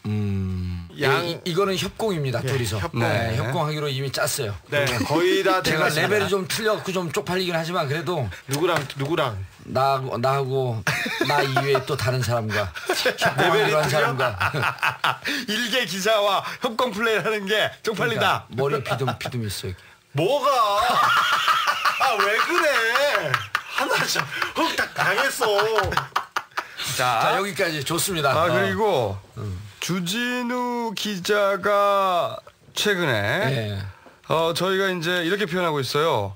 법적 태클들이 앞으로 준비되어 있다. 괴담이라고 하는 기사를 앞에 내세우고 그 이후에 법적 태클들이 준비되고 있다고 하는 어떤 첩보 내지는 어떤 분위기를 감지하고 있다. 우리가 계속 얘기하고 있었는데 그래서 거대한 파도가 오고 있다. 물론 뭐 파도가 안 올 수도 있어요. 우리가 잘 대처하면. 근데 그 파도 말고 물방울 부스레기. 물방울 부스레기가 몇 개 튀었어요 지금. 얘기해봐. 제가 어제 그 또 한 장의 그 편지를 받았습니다. 편지가 아니라 내용 증명입니다. 그거 맨날 받는 거잖아. 네, 맨날 받는 건데 이번엔 좀 특이합니다. 법무법인 하우에서 그 보낸 내용 증명입니다. 내용 증명은 소송 가기 직전에 그냥 협박이 알죠. 근데 제가 지난번에 방구 꼈어. 누구? 의원님 왜 그래? 아니 진짜. 아니 갑자기 아무 말도 안 하더니 야 각도로 몸을 트는 거야. 엉덩이를 살짝 드는 거야. 근데 의심했어. 설마 그랬더니 삑! 지금 파도 심각한 얘기하고 있는데 방구를. 나 진짜 심각해요. 심각해. 자, 생리현상을 어떻게 해? 잘했어. 자, 제가 그럼 나 한다 이렇게 하셔야지. 섭섭해. 자, 시사인에서 창간 이후에 제가 한 20-30개 소송이 걸렸는데 최초로 돈을 물어준 그 사건이 있었습니다. SBS 한 계열사 몇 개 계열사였죠. 계열사 사장 홍아무개 씨가 건 소송이었는데 저희가 그 19억 원 소송을 했는데 져서 약 그 몇 주 전에 그 2,500만 원을 배상했습니다. 근데 저는 기자 생활을 하면서 돈은 처음 물어줬습니다. 해서 그 물어줬는데 며칠 지났다고 해서 그 이자를 더 물어달라고 지금 저한테 내용 증명을 보냈어요. 이자를 달라고. 예. 며칠 늦었어? 네, 며칠 늦었는지는 모르겠는데 뭐 계산을 복잡하게 하셨어요. 복리 계산을 했나 보네. 네, 복리 계산하고 이거 저 해가지고 저 이런 거 처음 봤습니다. 그리고 판결문이 왔는데 오자마자 그 정정보도문을 내야 되는데 2주가 늦었답니다. 그래가지고 근데 저는 2주 늦게 받았는데 2주가 늦었다고 해서 일주일에 500만 원씩 해서 1000만 원 그리고 이자 이것저것 합해서 69만 3,448원을 더 물어내라고 합니다. 우리 변호사하고 저쪽 변호사하고 상의하는 기간에 며칠이 지난 겁니다. 그 이자를 물어내라고 제가 기자 중에 소송에 대해서 제일 많이 경험을 했는데 이런 경우는 처음 봤습니다. 야, 재판 과정에서 저를 취재도 못하고 BBK 재판 걸려가지고 그 예를 들고 제가 인터뷰한 걸 가지고 법원에 대들고 법에 대드는 악질 기자로 이렇게 만드는데 너무 가슴 아팠습니다. 근데 제가 돈 다 물어줄게요. 다 이거 제 돈으로 물어줍니다. 다 물어드리겠습니다. 2009년에 한상률 전 국세청장을 비판했던 세무서 직원이 이제서야 무죄가 됐습니다. 근데 무죄가 돼서 들어오더라도 그동안의 소송과 그다음에 피해가 있습니다. 파업 노동자들한테 변호사들 큰 로펌 변호사들이 들어와서 소송하고 이런 식으로 소송해가지고 피를 말리는 그 광경을 봤는데 제가 직접 겪어보니까 대단히 황당하고 너무 좀 소송으로 사실은 생활을 망가뜨리는 거죠. 네네. 제가 소송 이 기사 썼는데 19억 소송해가지고 2,500만 원 졌습니다. 그럼 대부분 내용 퇴폐 한마 실수한 거 상품권 깡에서 쓴 거 그리고 이거 비자금으로 유용한 거 다 이게 중요한 내용인데 다 이거 이겼습니다. 오늘 점심에 제가 함세웅 신부님하고 명진 스님하고 같이 밥을 먹었는데 스님이 신부님이 그러더라고요. 제가 자꾸 요새 재판에서 집니다 그랬더니 신부님하고 스님이 그래 힘내 그리고 돈을 줄 줄 알았어요. 돈이라도 주고 내가 도와줄게 그렇게 얘기할 줄 알았는데 주 기자 잘했어 몸으로 때워 그러더라고요. 그렇습니다. 이런 거는 소송 안 해도 되는 건데 이거 들추면 자기 일 더 나오는 건데 왜 이런 소송이 이어지는 건지. 우리 주 기자의 울분을 충분히 이해하는데 이게 이제 4월 11일까지는 우리 식으로 하고 또 4월 11일 지나면 새로운 힘이 생기잖아요. 그리고 또 12월 17일 지나면 또 새로운 힘이 생기잖아요. 그럼 내가 꼭 복수해 줄게. 주진우. 아니 이것은 주진우 혼자의 힘으로 상대할 수 있어요. 그러면 다 이겨. 지금은 이런 일이 있었다라고 그렇죠. 정리해 두는 거고요. 이제 앞으로 기대해 주세요. 그리고 주진우처럼 아주 날카로우고 예리한 기자 그 사람들 두려워하잖아요. 저런 기자도 이렇게 공격을 하고 밟으려고 하는데 일반 시민들한테 지금 어떻게 하겠어? 앞으로 불을 보듯이 뻔하거든요. 그렇게 당하는 상황이 올지라도 두려워하지 말고 쫄지 말고 당당하게 맞서십시오. 여러분들 뒤에는 꼼수가 있고 그 정점에는 정봉주가 있습니다. 절로 갈 줄 알았어 내가. 조마조마하더라.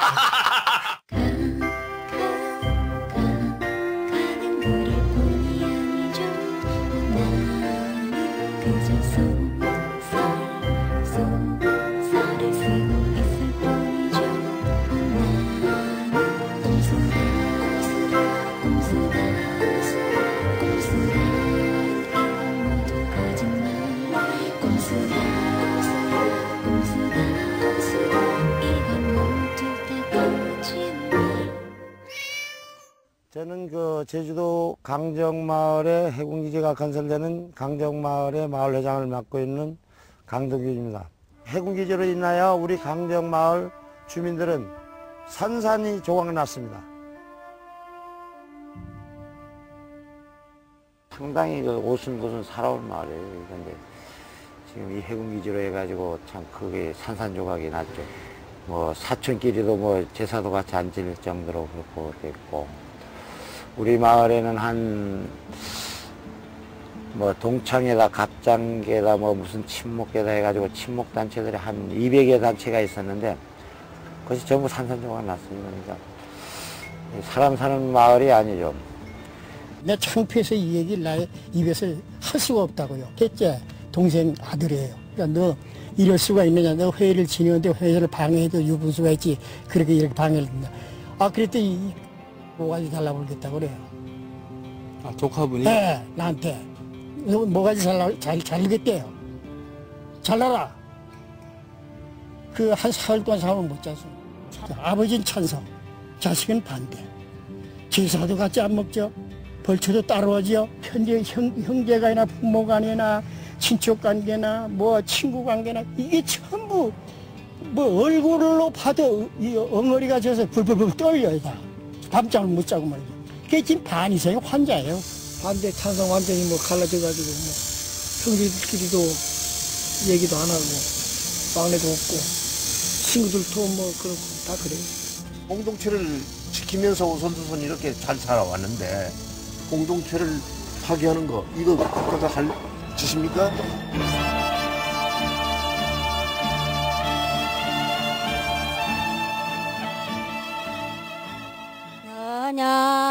나냐 둘이 둥실러녕 낮에나 밤에나 쌍사랑이로구나. 너랑 나랑이라는 뜻의 너영 나영.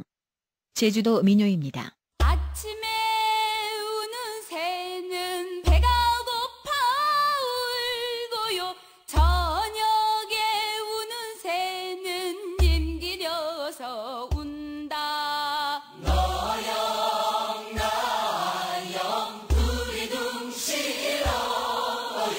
낮에나 밤에나 참사랑이로구나. 너영 나영 서로 사랑하면은 새인들 너희 보고 제자인 줄 안다. 우리가 살면은 몇만 년 살아. 아무리 잘 살아도 단 81세. 너영 나영 둘이 둥실어요. 낮에나 밤에나 참사랑이로구나. 너영 나영 둘이 둥실어요. 낮에나 밤에나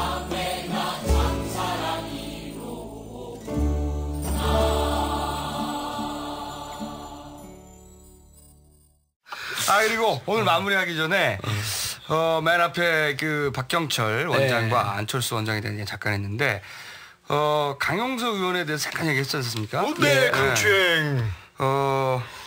이 강용석 의원에 대해서 제가 딱 한마디만 해두고 싶은데 그런 얘기 했었잖아요. 이뻐 보여야 하는 사람이 누군가 있는 거 아닌가? 그렇죠. 이런 얘기를 한번 했잖아요. 네.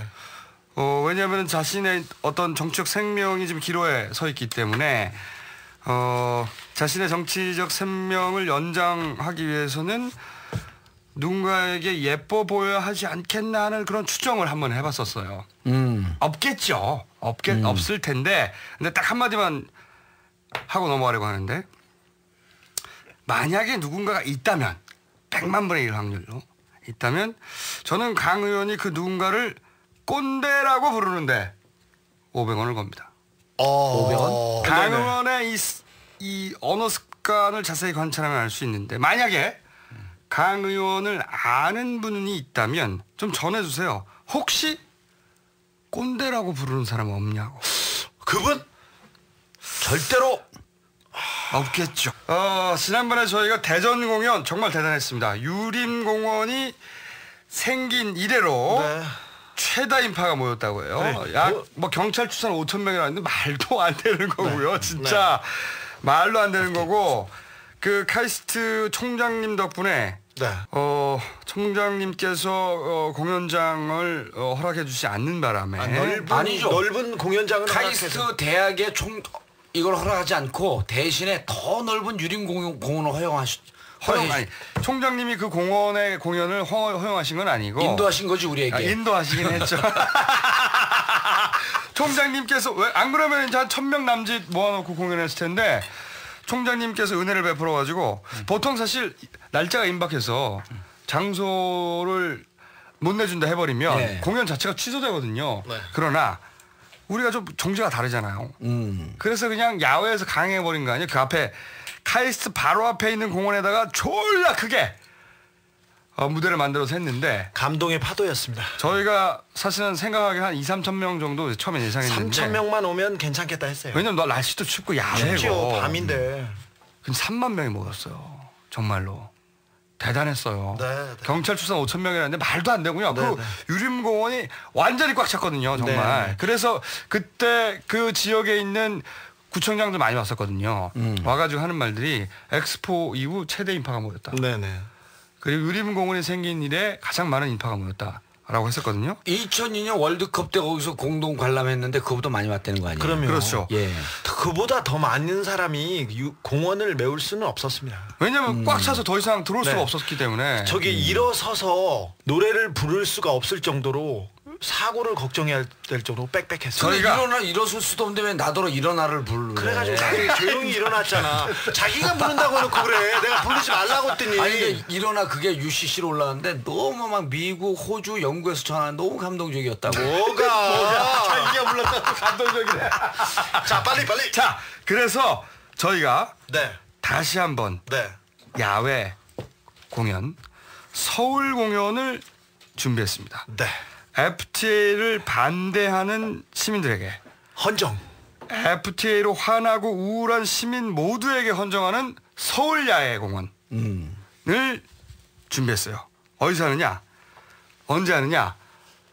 다음 주 수요일 11월 30날 수요일 날 7시 반 오후 7시 반 무료 입장. 네. 유료 퇴장. 퇴장은 자발적. 공연을 보고 나서 그게 500원이든 5,000원이든 공연에 만족스러우면 거기다가 우리가 쓰레기 봉투를 준비할 겁니다. 쓰레기 봉투에 투척을 하시면 됩니다. 자, 다시 한 번 말씀드립니다. FTA를 반대하는 FTA로 화나고 우울한 시민 모두에게 헌정하는 나는 꼼수다 서울 야외 공연 11월 30일 오후 7시 반에 여의도 공원에서 무료 입장 유료 퇴장. 이 FTA는 장기전이에요. 네. 이제 가장 중요한 게 지치지 않고 잊지 않는 겁니다. 그래야지 기억했다가 되돌려줄 수 있거든요. 그러자면 또 함께 웃으면서 가야 해요. 우리는 우리 방식으로 FTA에 대응하겠다. 그날 우리만 덜렁 서 있게 하지 마세요. 그때 봅시다. 그때까지 쫄지 마. 끝. On the upright. So frustrated.